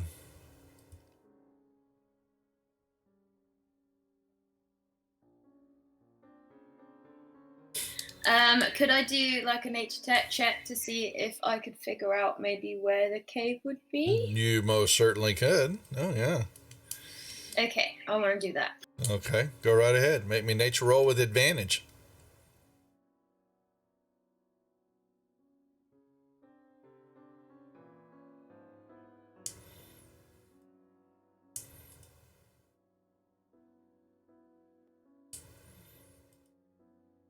Remember how to do that? Just about. All right, you did well. That's exactly how you do it. And yeah, you're melding with the animals and becoming one with the forest. They all point you in one direction and one direction only. And it doesn't take long along the hillside that you will come up to at first far off, it looks like a little branch of, brambles and bushes and all that. But then as you got closer, you can see broken sticks and twigs and you actually see a couple of tracks where they were dumb enough not to remove the trail. And it is a covering over a cave that is in the side of the hill going, the entrance is dead middle of the manor where the manor would be up above. And it goes straight into the hillside. It is a cave. Should we spy on the cave, or do you want to we'll go into the cave? Let's spy on it. I think we should spy on it for a little bit. Make sure that nobody's about there. Yeah, you give it some time.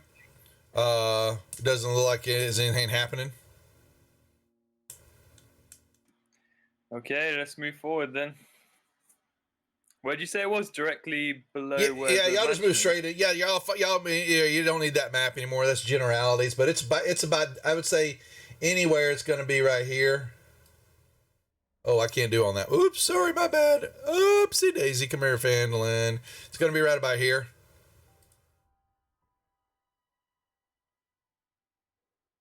Dead center in the forest line where you see the circle in the. Hey, yep. Okay. Let's do it. I think we should sneak in first. Yeah. Well, you get through the twigs and the branches. You look in there, and it looks like it goes deep enough that it even goes deeper than your dark vision, which is 60 feet.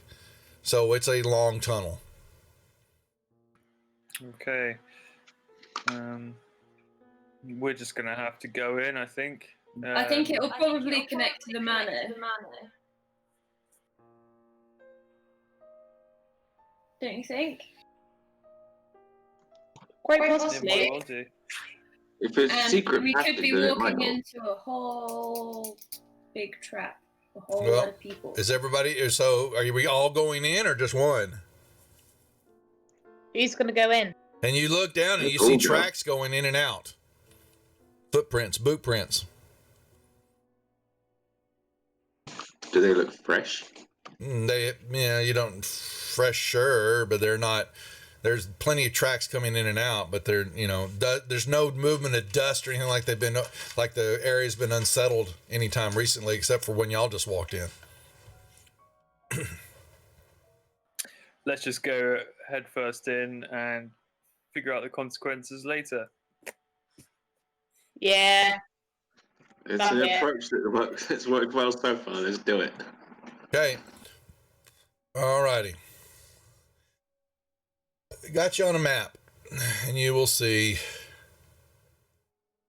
that y'all are along the bottom, and you have a tunnel before you down at the bottom of the map. Yep. Okay, so what I need to know is marching order. Dwee's first, and then who's behind Dwee, and then I won't be first because I haven't got dark vision, so it'd be Oh. useless. that's true. It would be Damokos or Ilaria. Be I got Damokos, dark then vision. Ilaria, then Well, Delg, you're Del. loud, so no, not you. Okay, I'll go behind whoever's in front because if we get attacked, you want someone with the weapons up front, you can't see anything, and I can can take you? the most hits. He's Yeah, I got dark vision. Like Del loud. has dark vision. Oh yeah, the only one that doesn't is Dwee, if I remember correctly. He's just really loud. Del, He'll why give did us you away. like Yeah, he's just not very stealthy. Yeah. I think you could run up here pretty quickly if you needed to. Can I get past them? Is it wide enough to squeeze past, or is it You just one at a can. time? We don't know yet. Well, y'all enter the cave and it's still single file, but if need be, you can move through somebody. But there's not room to stand side by side. I'll go at the back then. Me and Ilaria have got spells anyway, so we're not like defenseless, so we're all right. All right. So who's going first into the cave? Begin moving. I shall go. You have, yeah, okay. And you will see that it's. So y'all move in, and who's behind? Ilaria. Damokos, please. Right behind. Okay, and then Ilaria, is it just like this? Yep. Are we happy with that? Right. Okay. Yep. Okay. Yep. Y'all travel about 100 feet, and then Damokos, you begin to see as your dark vision peers out, you see the cave opens up into a little area, into a much deeper, open cavern area. You can feel cold wind slightly being pulled into the tunnel area from up ahead. The air's cold. I might just go forward. You can. You move up. Now you can see you're kind of like at the mouth of the entrance area. And what you begin to see, your dark vision begins to show you several things. You see a or open area to the west, and actually what turns from rough, hewn rock actually becomes more structured stone in a hallway off to the west. You look to your right and you go, oh, you almost step off into a deep crevasse. There's a huge gouge in the earth here, going deep down, and cold air is emanating from the crevasse before you. And straight ahead is a bridge that crosses this crevasse, and you can kind of see on the other side that there is a more platform. The ground here is definitely paved, but the sides of the cave and all that are not, until you see that hallway to the west. And you look across, and just barely you see another hallway on the eastern side, and the crevasse is deep and it runs far. And you see a stalagmite, big column pillar in the ground, and you see mostly kind of this before you. Looks like the pit and the crevasse continues on to the north, a big open cavern, but then you've got hallways to the east and the west, and you can continue north, and a bridge, and there's cold air, and then you stand there and look at it a little bit more, and there's a mist along the bottom of the crevasse. You can't, there's a mist about probably 30, 40 feet down, and then you can't see past it. Shall we go forward, east, or west? I think we might have you should the make most the call. luck. Then a faint scent of decaying flesh crosses your nose, Damokos. Ooh. Am I try and figure out which direction it's coming from? Everywhere. Crap. Being pulled directly toward you because you know you can feel the circulation of air is being pulled through the tunnel, you know. But there's definitely decaying flesh. Very faint though. I think we should go north, personally, and go deeper into the cave to see if it does lead to that mansion.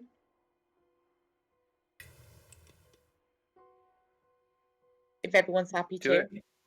Oh. I feel like if anything's going to lead to the mansion, it would be that little path. Well, hold on.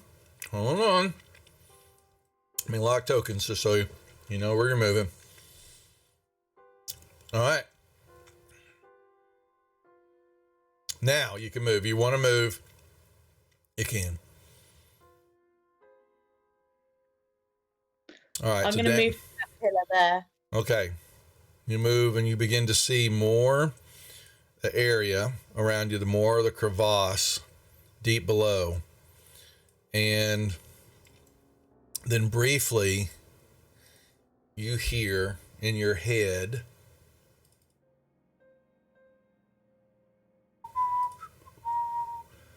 one second.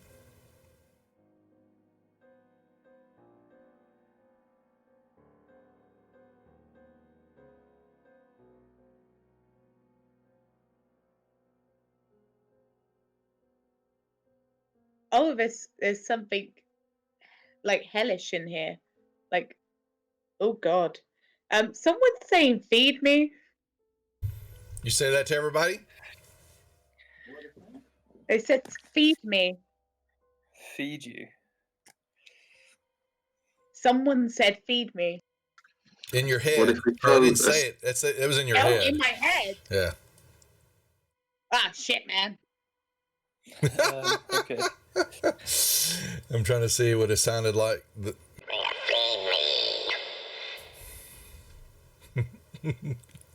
Ooh.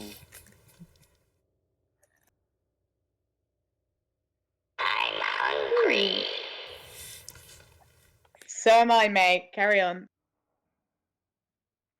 Right. I might just move a little bit further forward to see if there is a way around there because. Well, you see more of the crevasse, and you see the pathway continues on.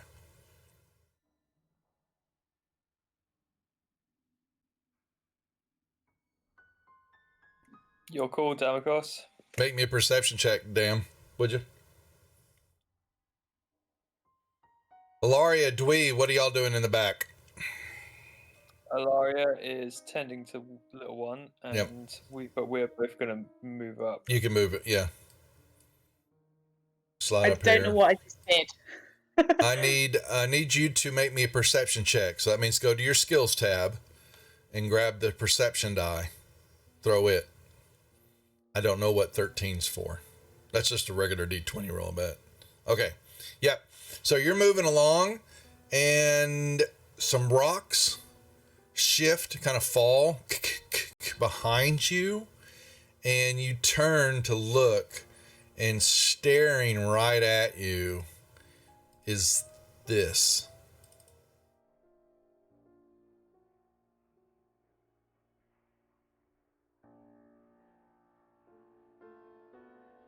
Beautiful. Feed me. It's staring at you.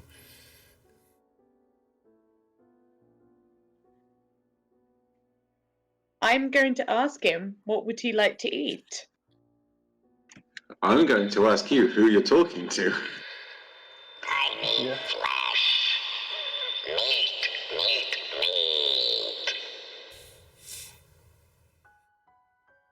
Do I have meat in my rations? Yeah, you have some probably dried stuff. Can everyone else hear this, or is it just me? We can hear it, but we can't see anything that's going Oh, on. okay. Food. I smell food. Give me food. I'm going to give him some food. Right? I can't see what's going on, so I'm just going to ask what the hell you're talking to or looking at. He's got one Tell eye. your friends to stay away or I run away. Only you got food. I want the food. Guys, stay back. Maybe I found my next character that I like playing. Yep. I'm gonna give him some of my rations in the hopes there's meat in there. A little dry, isn't it? Keep chewing, mate. Good. It's better than those old fugly duglies that live here.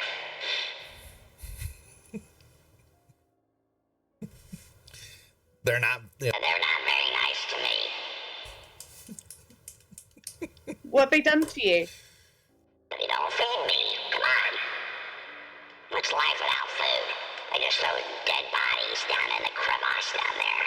Made me want to eat those, but they're dead. What good is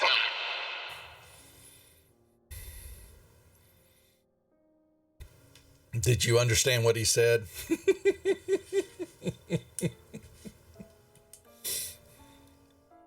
Okay, just making sure. He's just staring there. He's a body, but his eyeballs on this long stalk, just kind of move around, looking at you. But he just keeps. More food. I want more. I'm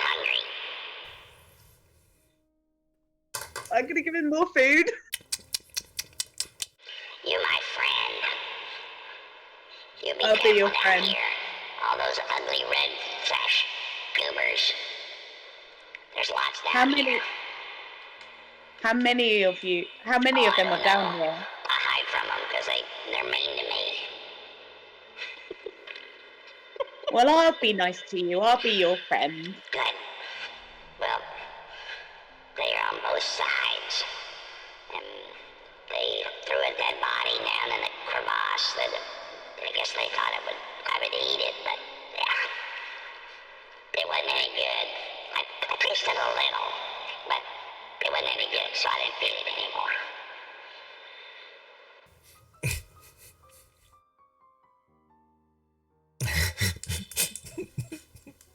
Hey, you guys didn't know you signed up for this, did you? Critical Role, eat your heart out.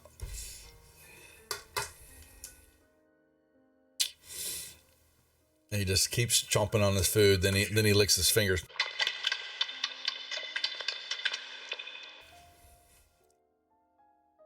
What else you want to know? Do you know what's down the west and the east hallways? What's west and east?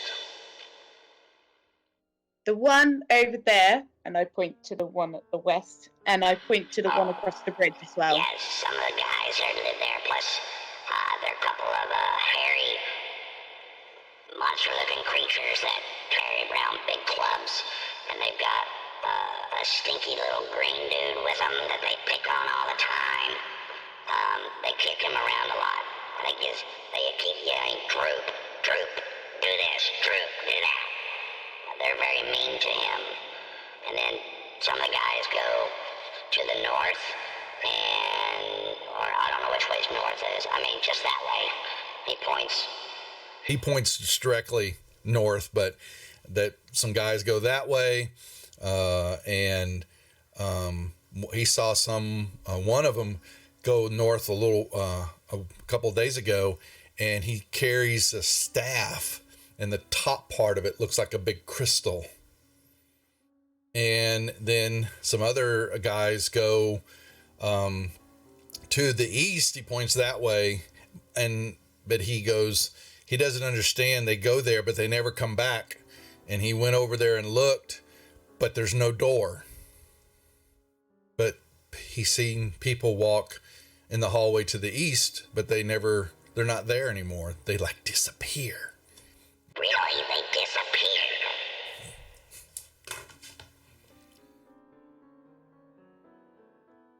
Well, it sounds like there's bugbears, guys. Sounds good. There's 3 of them, and one little green dude. There's 3 of them and a green dude. He describes what you think is a goblin. And Yeah. more humans, more red brands. Some red brand dude with a staff that had a crystal top to it. And then more red brands to the east. But the ones to the east disappear and don't come back. Yeah, in the hallway that's to the east down there. I'm intrigued what's to the east. These guys. Me too, yeah. I want to go there. Let's go to the east. Well, bring me more food when you That's get cool. a chance. I'm hungry. 100% little dude. Oh, you're awesome. Okay, I'm gonna go You down got in a the name, man? crevasse. You basically see him crawl and he jumps. Bye, mate. Whee! Ouch. Oh, sorry. Oh. He's actually really cute. Okay. And none of the rest of the group even saw him. They don't even know if he's real. He's smiley. Okay. Away he goes. So what was going on there, Damocus? This one-eyed dude was just telling me what the hell was going on in here. Basically, there's a guy, a red staff guy, who's got a crystal on a stick, which sounds like he might be the big top dog here. But the people to the east, they disappear. So I think we should go investigate what's down there. I'm game. Bugbears. And we know we can beat them up, so let's go. Bugbears are to the west. Oh, they're to the west. I thought it was Yeah, to the east. he points this way. That was the bugbears and the green goblin. To the east Sure. is this way. He points, that's where they go and they disappear. But Well, he's also should we seen go- some go this way also. So, I reckon we should go beat up the bugbears and the little goblin. Then I can feed them to my mate, and then we'll go investigate. Because there might be You know something what's more going on interesting. more than us. Did you guys not understand anything you said? No, we did, but like you. They're not you heard hearing it him, though. Mainly in your head. he was only in your head. True. Hmm. Oh, okay. Well, it So sounds it's like on you, Hey. Damocus. Oh God. I was laughing through half of that. I'm so sorry. It's okay. I can tell you what they said, but it was only you heard it. Ah! So that's what he revealed, and that he's hungry all the time. You're cool. And there's a dead body down the crevasse. Yeah, because they chucked a dead body down there. Yep. Where did he say the guy with the staff went? North. Should we go north?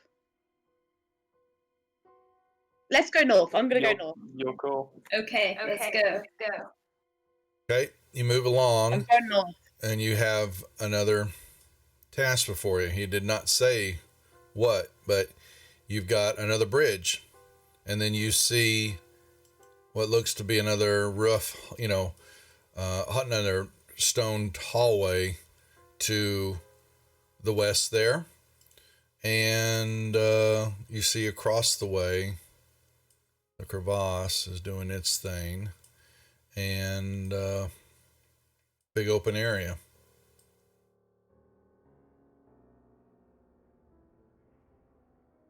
I'm going to cross the bridge. Okay.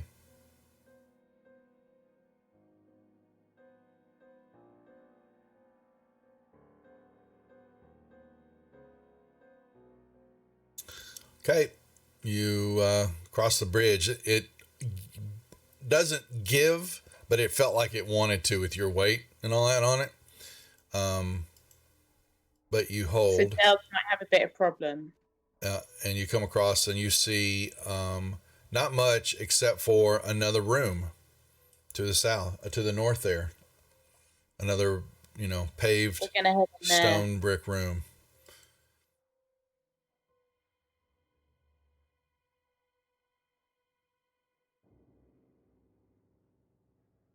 Yeah, Del, the bridge holds, but it sagged a good bit when you crossed over.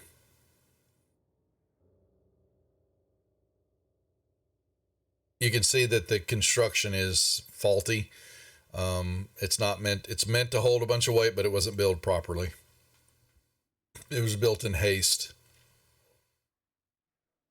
Can you see into the room yet? Oh, yep. She can see No, that I'm there's... kind of waiting for you to come across. Yeah, but you can see there's more room in there, and you see some barrels. Stuff stacked. Ooh. Presents. Across the bridge. Yep, you're fine.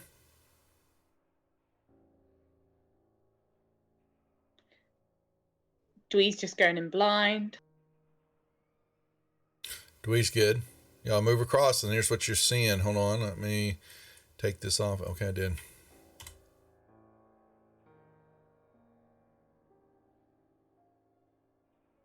Most of that except for what you see in the room to the north.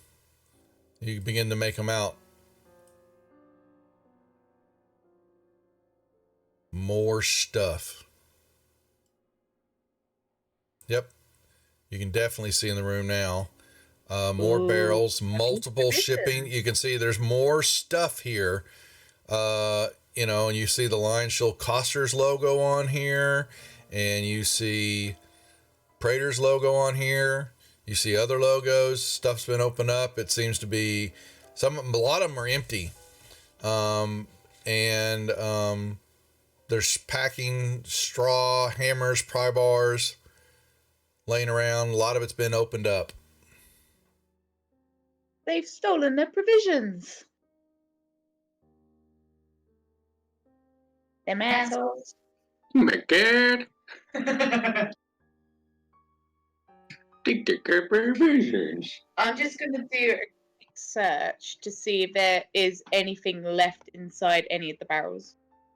A few things, a few trade goods, in some, flour, bean, though most of it looks like it's rotted, but few things may have been some extra arrows and quivers like that. Those have been opened up. Outside of that, some beaver pelts are piled up in one corner. Move on then? So yeah.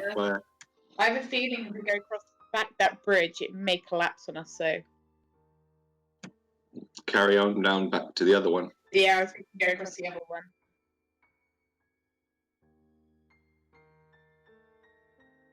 I'm just gonna cross.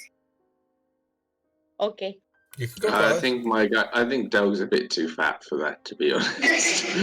Okay, so you move. He's a donkey boy. And you see drinks a a lot of hallway. beer. Damocos, when you move to the. Oh, it turns off. Yes.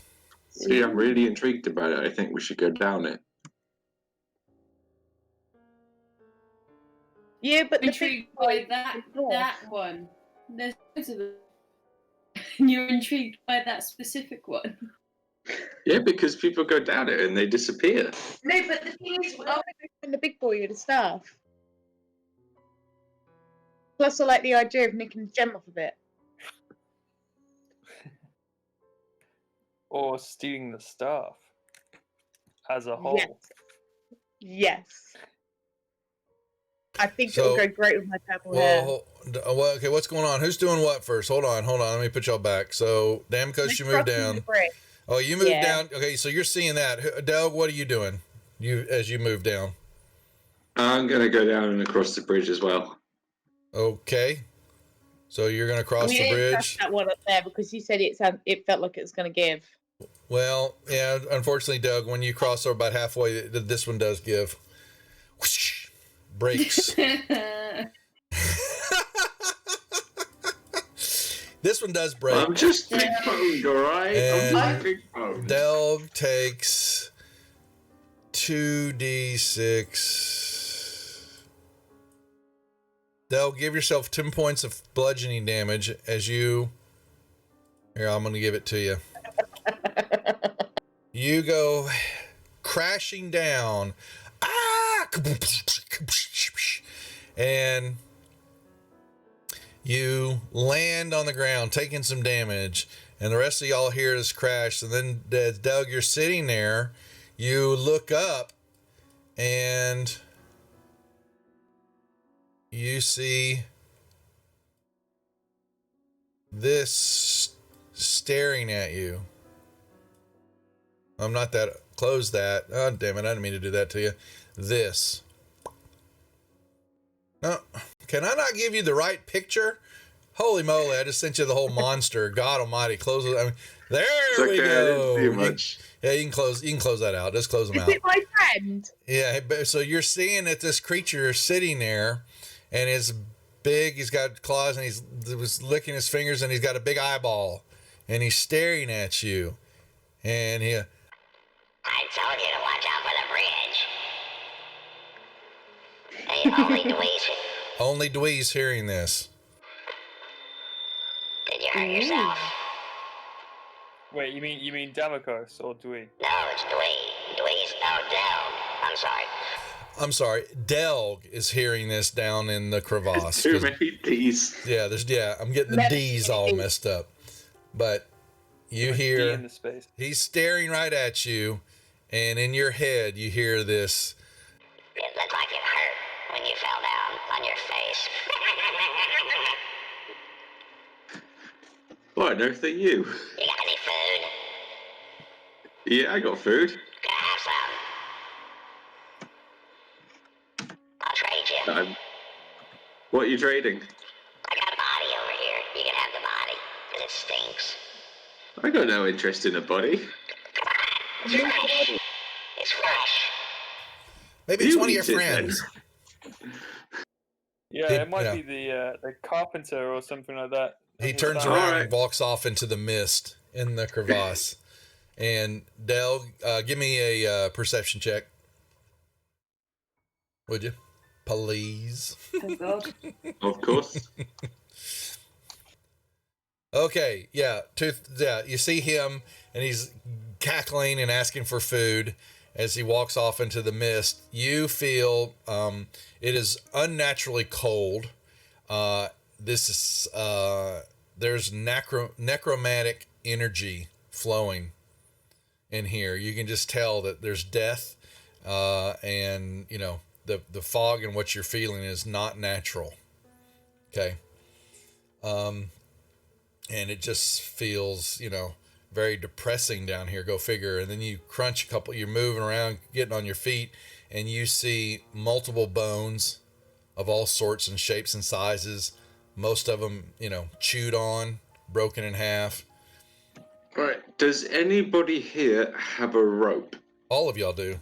If you look in your packs, you should have... Someone please throw me a rope. How long is the rope? 50 feet is on mine.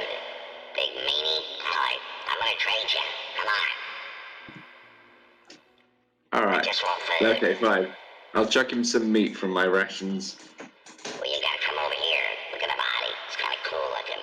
It's turning all sorts of colors. Green and purple. How far ahead is he? Do I know how far ahead he is? Just follow me. You hear him crunching around. He's about 10, 15 feet. Yeah. So you move through the crevasse. And hold on, let me get rid of this token that's here. I don't need this. Delete the token. You move along, and this creature is down here with you. And pointing around, and you see a body. Yes. That is definitely dead. It looks like it's got a couple of bite marks in it, and he, you look back at the creature, and he kind of goes, I just took a little taste. Sorry, but he didn't taste good. I didn't eat him. Trust me. and he throws get the food that you throw him, and he tells you that they threw this body down here a week and a half ago. And the body is a man. He's got a smock on. You can see wood shavings around him. That's like sawdust as came out of his pockets or stuff. Yeah. Sounds carpenterish to me. Is there anything that might identify him, or any apart from the carpenter bits? Is there anything else he's got on him? Or Nope. I think I found the carpenter, guys. I'm going to shout that. Yeah, Would you can someone have 'em. please chuck me a rope? That's fine. The food's pretty good. Hold on. I'll give you something else for falling down and looking like a fool. Because that was kind of funny to watch you fall down. I told you not to be careful, but you didn't listen. And he crawls This is along. Del. Of course Yeah. he didn't listen. He crawls out of into the mist. You see him crawling up one of the sides of the crevasse, and you've some shuffling around and all that.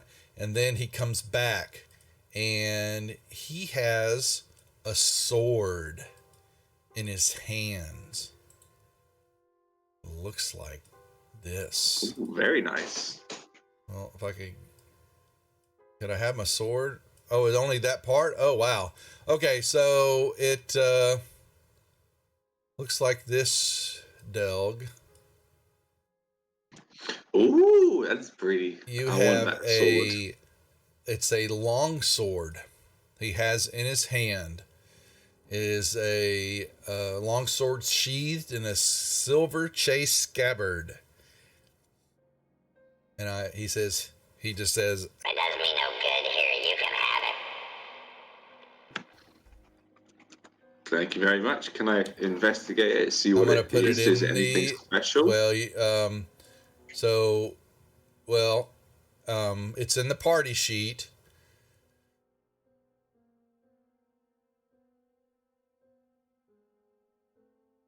And it has threw Del a rope. Let's see it.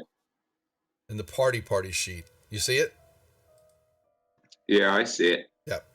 So you can take it. You can take it and put it to your inventory. And it's That's my definitely sword. something special about it. It looks like it should have rust or goo. Like it would, because it's been down here for quite a while. You can tell, but it looks like it's brand new, which tells you that there's something magical about it. But you will have to get it identified to know what it is. Okay, I can't add it to Bring me my. more food, or the deal's off. No more stuff. You have more stuff? I don't know what The you're more you talking can give about. us now. I've got more food. I want real food. This stuff is dried and it tastes like dirt. What? I need What do real you food. consider real food? I want real meat. Fresh off the bone. We'll find you something. Just sit I'm tight. not going anywhere. This I'll is pick my that home. rope now, please. I'm sure we will kill something in this cave. I don't want human. They don't taste good. Is there any kind of meat you do like? Animals. Lots of animals. Gotcha. Anyway, rope. Please. Hilaria threw I one. just hesitate. I hesitate for like a Don't minute. you I want just to let be watch my him squirm. friend? You know what? I'm just gonna live the rest of my days with this guy. He's nicer to me than all of you. This is my new home. Yeah, and a rope comes flying down and slaps you upside the head. Hits you in the Delg. face. Yeah, pretty much. Shut up. And you can crawl up, Delg. Lovely. Can I use one of my abilities, please? Oh, you can just crawl right on up. I'm going to allow that. Oh no, to heal myself the second wind that I have. Oh, you can do that. Certainly. Yep. Just use it and then check it off. Uh-huh. But you got a healing potion, don't forget. I do, but I kind of want to save that. I feel like I should save it. Either one. Your Ilaria decision. can heal you. Oh, can you? Can I please heal him? I Do, don't know. please do. Well, Delg needs to get up out of the crevasse first. Okay, I climb my way out of the crevasse. Pick your Up side. to What side you coming Alaria. out? Well, it feels kind of stupid to go back onto the side of the bridge where I was trying to get from, so I'm going to come up to there. Okay, there you go. If I heal him, though, I'll use one of my spell slots. That's right. That's true. But think about the greater good.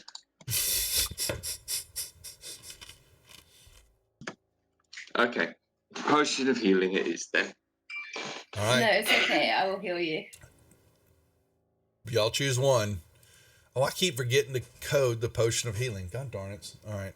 I just need to make a list for y'all. Keep forgetting to do stuff. I'm not sure how I do heal him, to be honest with you. Oh, Alaria. If you're going to use one of your spells, which one? You got Cure Wounds or Healing Word? Which one you want to use? Healing Word is for you don't have to. So Healing Word is something that you can do as a bonus action if you're in the middle of combat because you don't have to touch. But it only was 1d4 plus a modifier, which is 3. Cure Wounds, you actually have to go touch somebody, but it's got more curing to it. And to know what your cure is, if the spell's got remember the spell has a magnifying glass to it, you need to click on the magnifying glass, and that opens up more about the spell. And the heals are there. And you'll see them. I'm going to you go and touch him and use Cure Wounds. Okay, so you would check off one of your spell slots, and then you can target him or just grab the heal and drag and drop it on him in the combat tracker, or his token on the map. Either one will do it.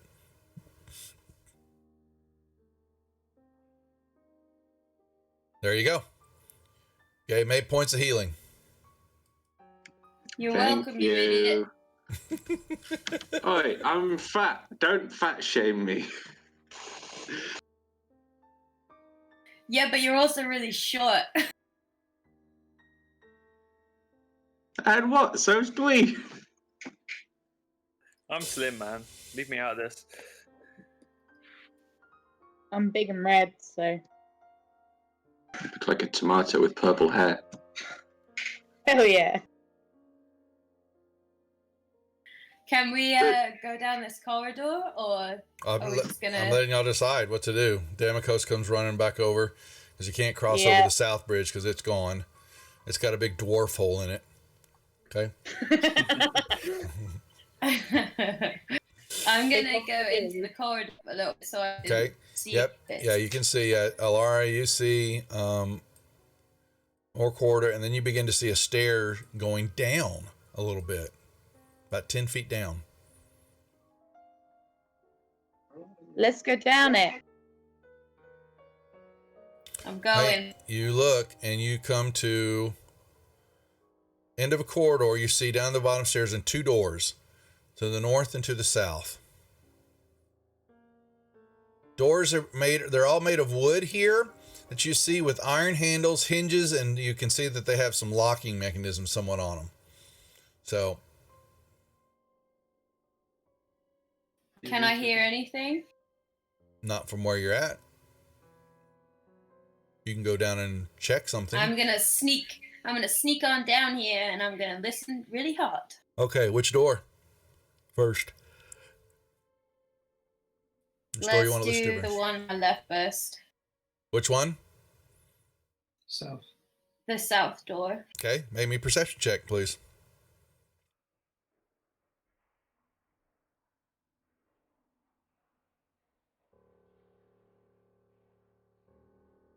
Okay. Dwee and Del, what are y'all doing as she's doing this? Y'all are bringing up the rear as always. With Dwee unable to see in the darkness. I don't know how he's by himself. Del, go on. Help him. Okay. This will get y'all in trouble later on if it's not addressed. Exactly. You hear yelling, carousing going on the south door. You hear multiple voices going, "Oh, that was a cheat roll. You're cheating. No, have a drink. Oh, this stuff is pretty darn good." You know, a couple gruff voices. "Give me my money." Does it sound like a goblin? No, sounds like humans. Okay. Could be the red rat. Now I'll go and listen on the north door. It is silent. No noise.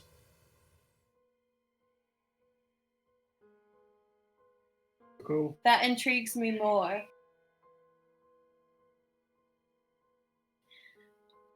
Should I try and see if it's open?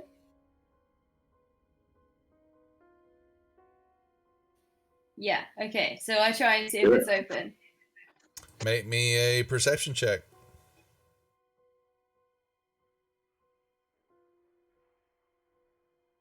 Doesn't seem to be locked. I open it slowly and like start to peer around As you begin to open with it my up, hand on my stuff. yeah, that's right, Zerbius. Looks like a door. So you creaks open. You basically see what looks like a wizard's workshop.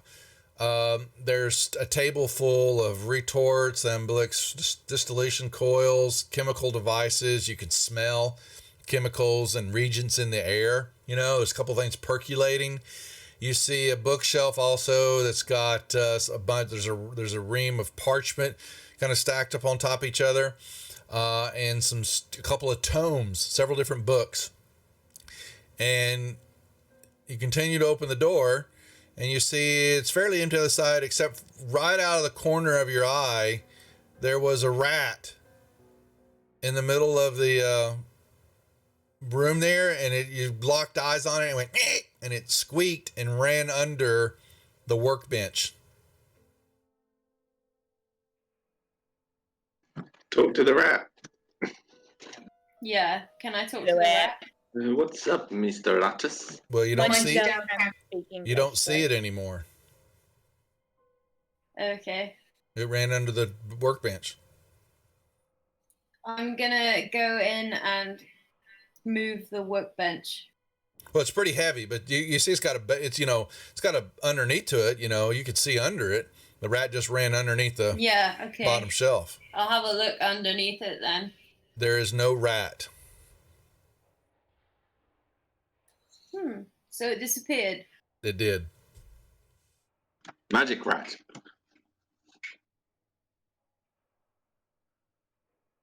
Okay. So I'm going to go back out of this room because there's not really a lot in here. Well, there's a lot of stuff on the shelves and all that, but no, there's no person.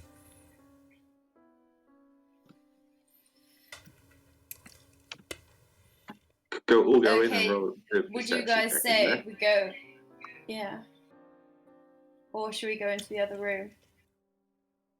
We could go into the wizard's room and then knock on the other door and all kind of hide in the other room,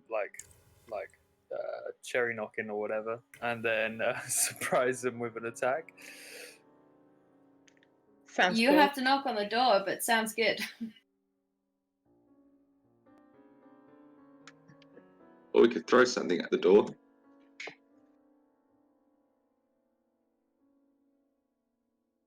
That works too.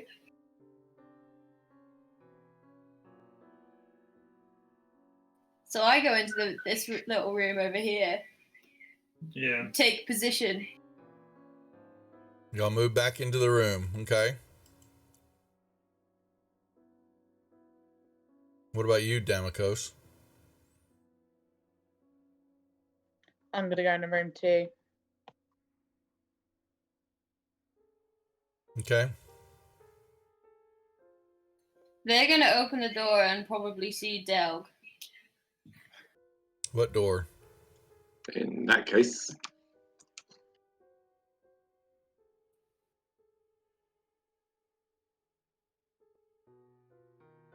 I'm going to go sort of in line so when they open the door, I can lob a throwing axe at them.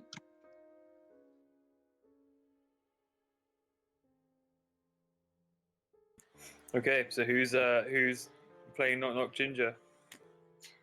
Well, you're closest to the door, aren't you? No, I think Damocles is closest. I vote Damocles goes. The door to the east? No, the south. That door to the east, nobody's investigated that. Is that actually a door? Yeah, there's a door. Yeah, you got a door. Yeah, as you can see on the map, you got a door to the east now. I didn't know it was a door. Yeah, if you see that symbol, it's a door. Okay. Well, I'll do a perception check on that door and see if I can hear anything behind that. Sounds Go good. right ahead. Move up to the. Oh, yeah, you're at the door. Yep. Give me a perception check.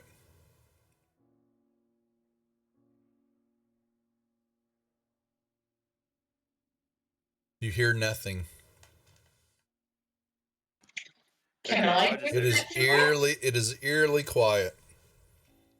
Except for the burbles, the gurgles, and belching of a couple of beakers here that are on fire. There is actually an active experiment, or there's something happening at this table. There are bubbles, there's a couple of cauldrons that are lit, small, things bubbling. Can Damocos do like an Arcana check or something and see what they're up to? Yeah. If you've got Arcana as a skill. Check.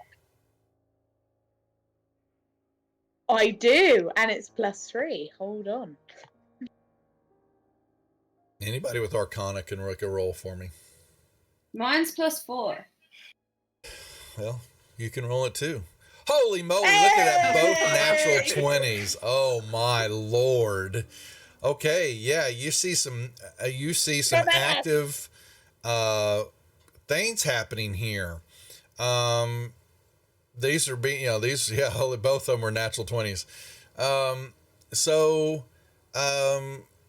There's some alchemical experiments going on, or some type of concoction going on, because you can smell it all, and you look around and you see some brief notes, and somebody is trying to brew a potion of invisibility here, but it's not got quite the right mixture down. You see a couple of iterations of it, and the brews that are happening now is trying to make another variation of it. Go ahead now, huh? Can I spit in it? Sure. So they can't make it. Yeah. So I'm gonna spit in the invisibility potion. And a little blue smoke comes out of it. Purple. Purple, thank you. Or blue. Yeah, one of the. I don't know. You can't tell. It's a little bit different. You see, so you're looking at also. You'll see some couple of books up on the shelf. Most of them look like they're just mundane ones, but you see one that catches your eye that's got some dwarvish writing on it. Oh, my time to shine. I can read it. Or do they tell you about it? They have to tell you about it first. But don't I speak Dwarvish anyway? I don't know. If you have the language as an ability, yeah. I'm pretty sure I do. Sorry, I have quite a few. You're gonna take this from me. Yep. So you there's something all right. This book, you pull it out and it's got some dust on it. It's very old, and looks like it hasn't been really looked at. And it's a diary, a journal, written by an adventurer by the name of Ermon. He must have been a dwarf of some way, and he talks about finding some secret, a secret tunnel that was down in this crevasse area, but what you first think is he's talking about here. He talks about a crevasse, and he talks about a tunnel, and then coming into some structured setup and some stone paved walls and all that. But then it begins to change because he's not chatting about this. He's talking about somewhere else, and he begins to that he discovered this ancient dwarven complex that looks like. It also has some of the workings of the stone, and the carvings have gnomish qualities about them. And thinking he has stumbled upon a lost dwarven complex that was, in the mountains here. And he thinks he has found the something called the Forge of Spells. This has got to be the Way of Echo Cave and the Forge of Spells. And he recounts that this clan of dwarves and gnomes began to make this complex and mine the rich minerals that were found in the area, and they were they just couldn't understand how they'd been so lucky. Then they begin to notice that there's a good bit of magical energies emanate through the area, and the crystals are reflecting it all, and they're harnessing, and they then created a forge called the Forge of Spells that would bind energy into weapons, and they thought that their luck had turned because they were going to think that they could use this forge to interact with the humans who had just moved into the area and started settling a town called Phandelver. And this, you look at it, and it's been about 500 years since this has taken place. And things were good, and they were beginning to trade with the humans and all that. But then disaster struck because orcs swept down through the north and laid waste to the area and their plans. And the orcs overran the dwarves and the gnomes in the complex with the help of some evil mercenary wizards. And the orcs seized the riches and the magic treasures of the area. The humans did their best to fight along with the dwarves and the gnomes to defend this forge that they had created. But by his writings and him able to escape barely with his life, the spells that was cast and rebounded back and forth, it destroyed a lot of the cavern area. And not many, he was one of the only few survivors that got out of the area called the Way of Echo Cave. And that's where the book stops. Dun, dun. Way back in Cave. Yep. That we've heard that place before. And yes, I'm you sure have. That Gundren and his brothers believe they have discovered the entrance to the Way of Echo Cave. Interesting. But it doesn't give you any location. This book just talks about the history of something called the Forge of Spells. I pocket this book. Hell yeah. Yeah, you can put the book easily. I can, it's in the inventory, the Dwarvish Tome. Outside of that, nothing else seems to be of consequence in here. There are a couple of small bottles that have some regents in them, and they seem to be in fairly good condition. And Damikos knows that if you take them, they're fairly hard to find, but that will affect whoever this was that was making this potion. And so I put the bottles in the party sheet, and they've got a little cost to them also. So if you can sell them somehow, you probably get some money for them. Right. Well, we've got quite a bit of information there, but do we feel like we should press on and see what's in that door that I'm next to, or go back to the door with the other guy? Oh, let's knock on the door. Let's do it. Open that door. Who is? Okay. I'll open the door that's to the east then. Maybe and see what's going on there. Yep. Maybe you reach down to turn it and it is locked. Oh, can I unlock it? I don't know. There a keyhole? I'm pretty sure I can. There's a keyhole, but you don't have a key for it. But if you have thieves' tools, you can pick the lock. Which I do. That's right, you do. You have a skill check. Skill.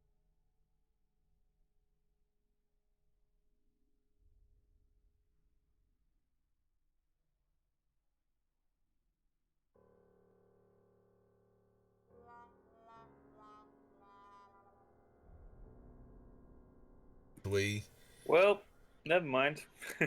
You can use your inspiration if you would like to re-roll that. Oh, it's either that or we go straight for the other door and see if any of those guys have got a key on them. Inspiration. So if you need it again, we can always give one of ours. Yeah, you can give your inspiration to somebody else, and don't forget y'all have cards that you need to remember to try to use from time to time. If you go to the notes tab, the notes banner. I know mine's. Yeah. One of mine's quite a long rest anyway, so. You've got several there, just in case. So don't forget that those are there. Use them or lose them. I've got to retake my inspiration because we had that rest, didn't we? No, you don't get it. You don't get it during a rest. You give it back to you. It doesn't come. Yeah, so once you use it, either okay. you're gifted it to you, or you start at the beginning of a game with one. Yeah. Nice try. Okay, I'll use my inspiration and give it another go. Okay, uncheck it and throw the thieves' tools again. Okay. Oh dear. This lock thwarts you. You're unable to pick it. Can I give him my inspiration third time? He already used it once. Unfortunately, he can't do it again. Yep. If someone else has Let's go see if they have a key. Yeah, if somebody else has the abilities of thieves' tools proficiency, you can try it. If not, then this door is locked for the moment. How do you know if you've got it? Can I smash it down with my hammer? You could smash it. Yeah, you'll make a lot of noise. You know that. So to know if you have proficiencies, you go to your abilities tab and then go down to proficiencies. And it will tell you if you have a thieves' tools proficiency. I've got navigator's tools. That means you can drive a ship. You have abilities to understand. Oh, hell yeah! Yeah. Look, aren't you a pirate? Yeah. Duh. Duh. Oh, yeah. So, all right. Well, apparently no one else has thieves' tools proficiency. So, outside of brute force, as a last resort, can smash it down if we want. It's a big it's a wood door, and you would be, it would not be quiet. I just look at Delg straight in the eyes and I say, "Do not smash down the door." Can I do a perception check to see if I can hear anything? Where? Because obviously, through the door. The door to the east? Yeah. Yeah. Certainly you can. Because you tried, didn't you, Dwee? But you couldn't hear anything. He couldn't hear anything. Yeah.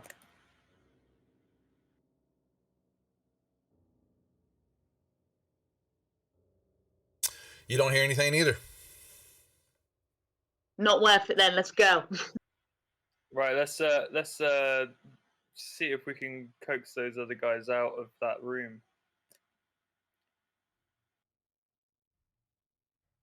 Is there any rocks on the ground that we could throw at the door?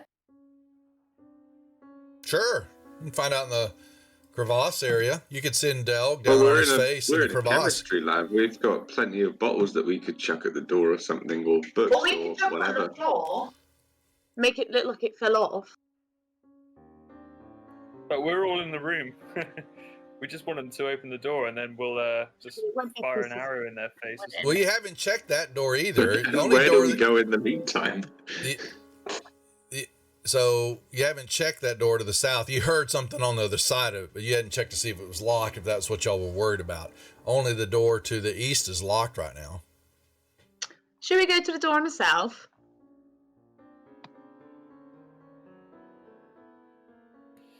I think one of us should and just knock on it and then run back into the room that we're all in. Okay.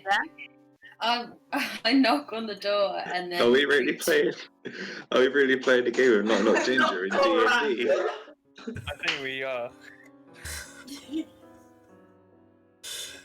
Laria, you're gonna go knock on the door and then run back? Yeah, that's the plan. Go for it. Well, this brings to mind we're dealing with British, so we might as well just do it. So let's just put it here.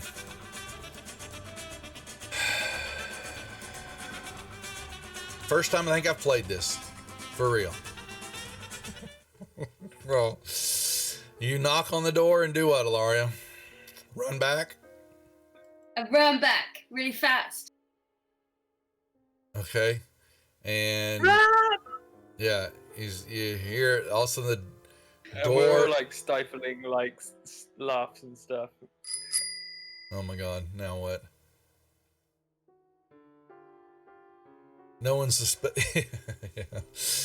yeah, so you're sitting there and you see this door. The door opens up. Now, what are y'all? Is your other door open, or are y'all shutting it? I need to make sure I understand what y'all did. You knocked on the door, Laurie. It's open. It's just open. Yeah, it's just Delg at the end. Well, Del, you're at the okay, all right. Well, I'm gonna go on. I got my axe ready to throw.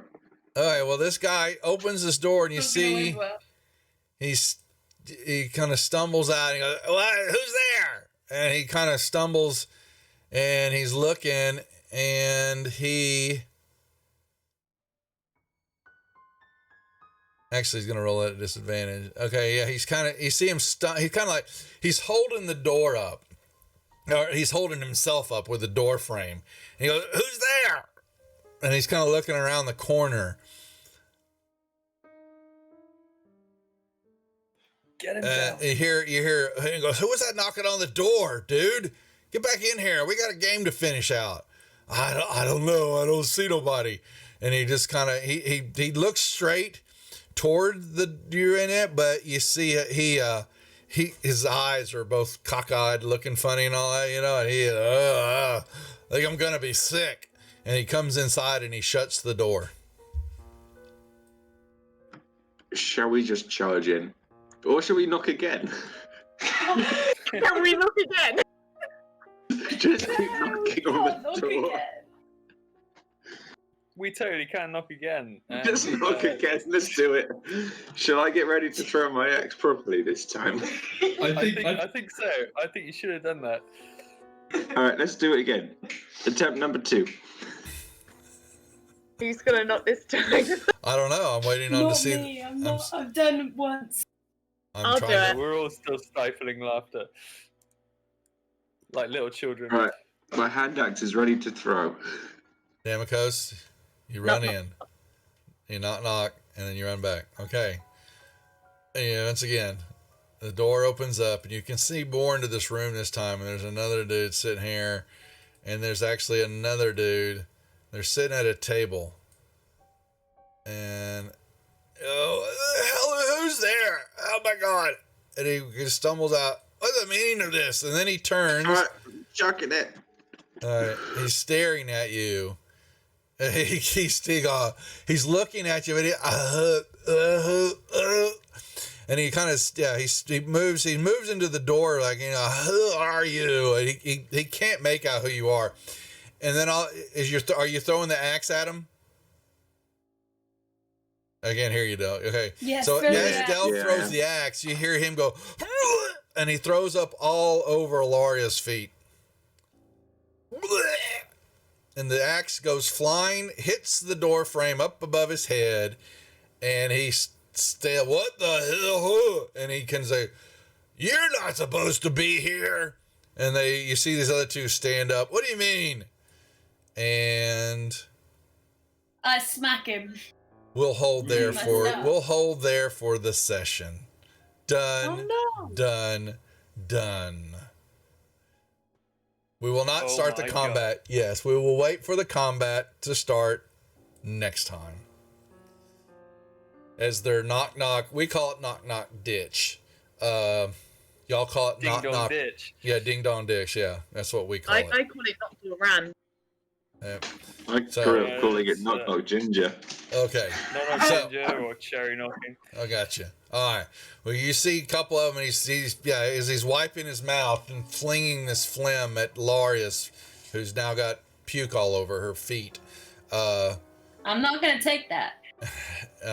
They begin to, "You're not supposed to be here," and they're looking like, they want to draw a sword, but he's not very good at it. And these other two are standing up, and they're swaying also a little bit. And that is the game for today. Done. Woo. Nicely done. Okay. Yeah. Big round of applause. Good job, folks, as always. So we'll be back for y'all for next Sunday unless something comes up. Most of them are going back. All of y'all are going back to work. Only two or three. Because I'm assuming, Laura, you're just being a mommy, right? No. Yeah, well, I run a business, but I'm not working at the moment because it's in weddings. There you go. Gotcha. Oh boy. Oh, no, there you go. Gotcha. Okay. Well, get some sleep. It's getting late there, so y'all have got your work day starting tomorrow. Folks, we will be back tomorrow night. Let me see. Oh, we're on tomorrow night with Frank House for Wizards of the Couch. 9:00 on Wizards of the Couch TV. Frank House, Iron GM winner, and multiple times. And he's also running our Shadows of the Demon Lord game that we're doing every other second and fourth Wednesdays on the channel. And then we're back here for the rest of the week of regular streaming. Tuesday, Wednesday, Thursday, and then Friday, Monday. Just fun stuff all week long. More D&D, Star Trek, whatever else we can throw at you. So with that being said, we're going to keep it short and sweet. We'll see y'all later. Take care. Later.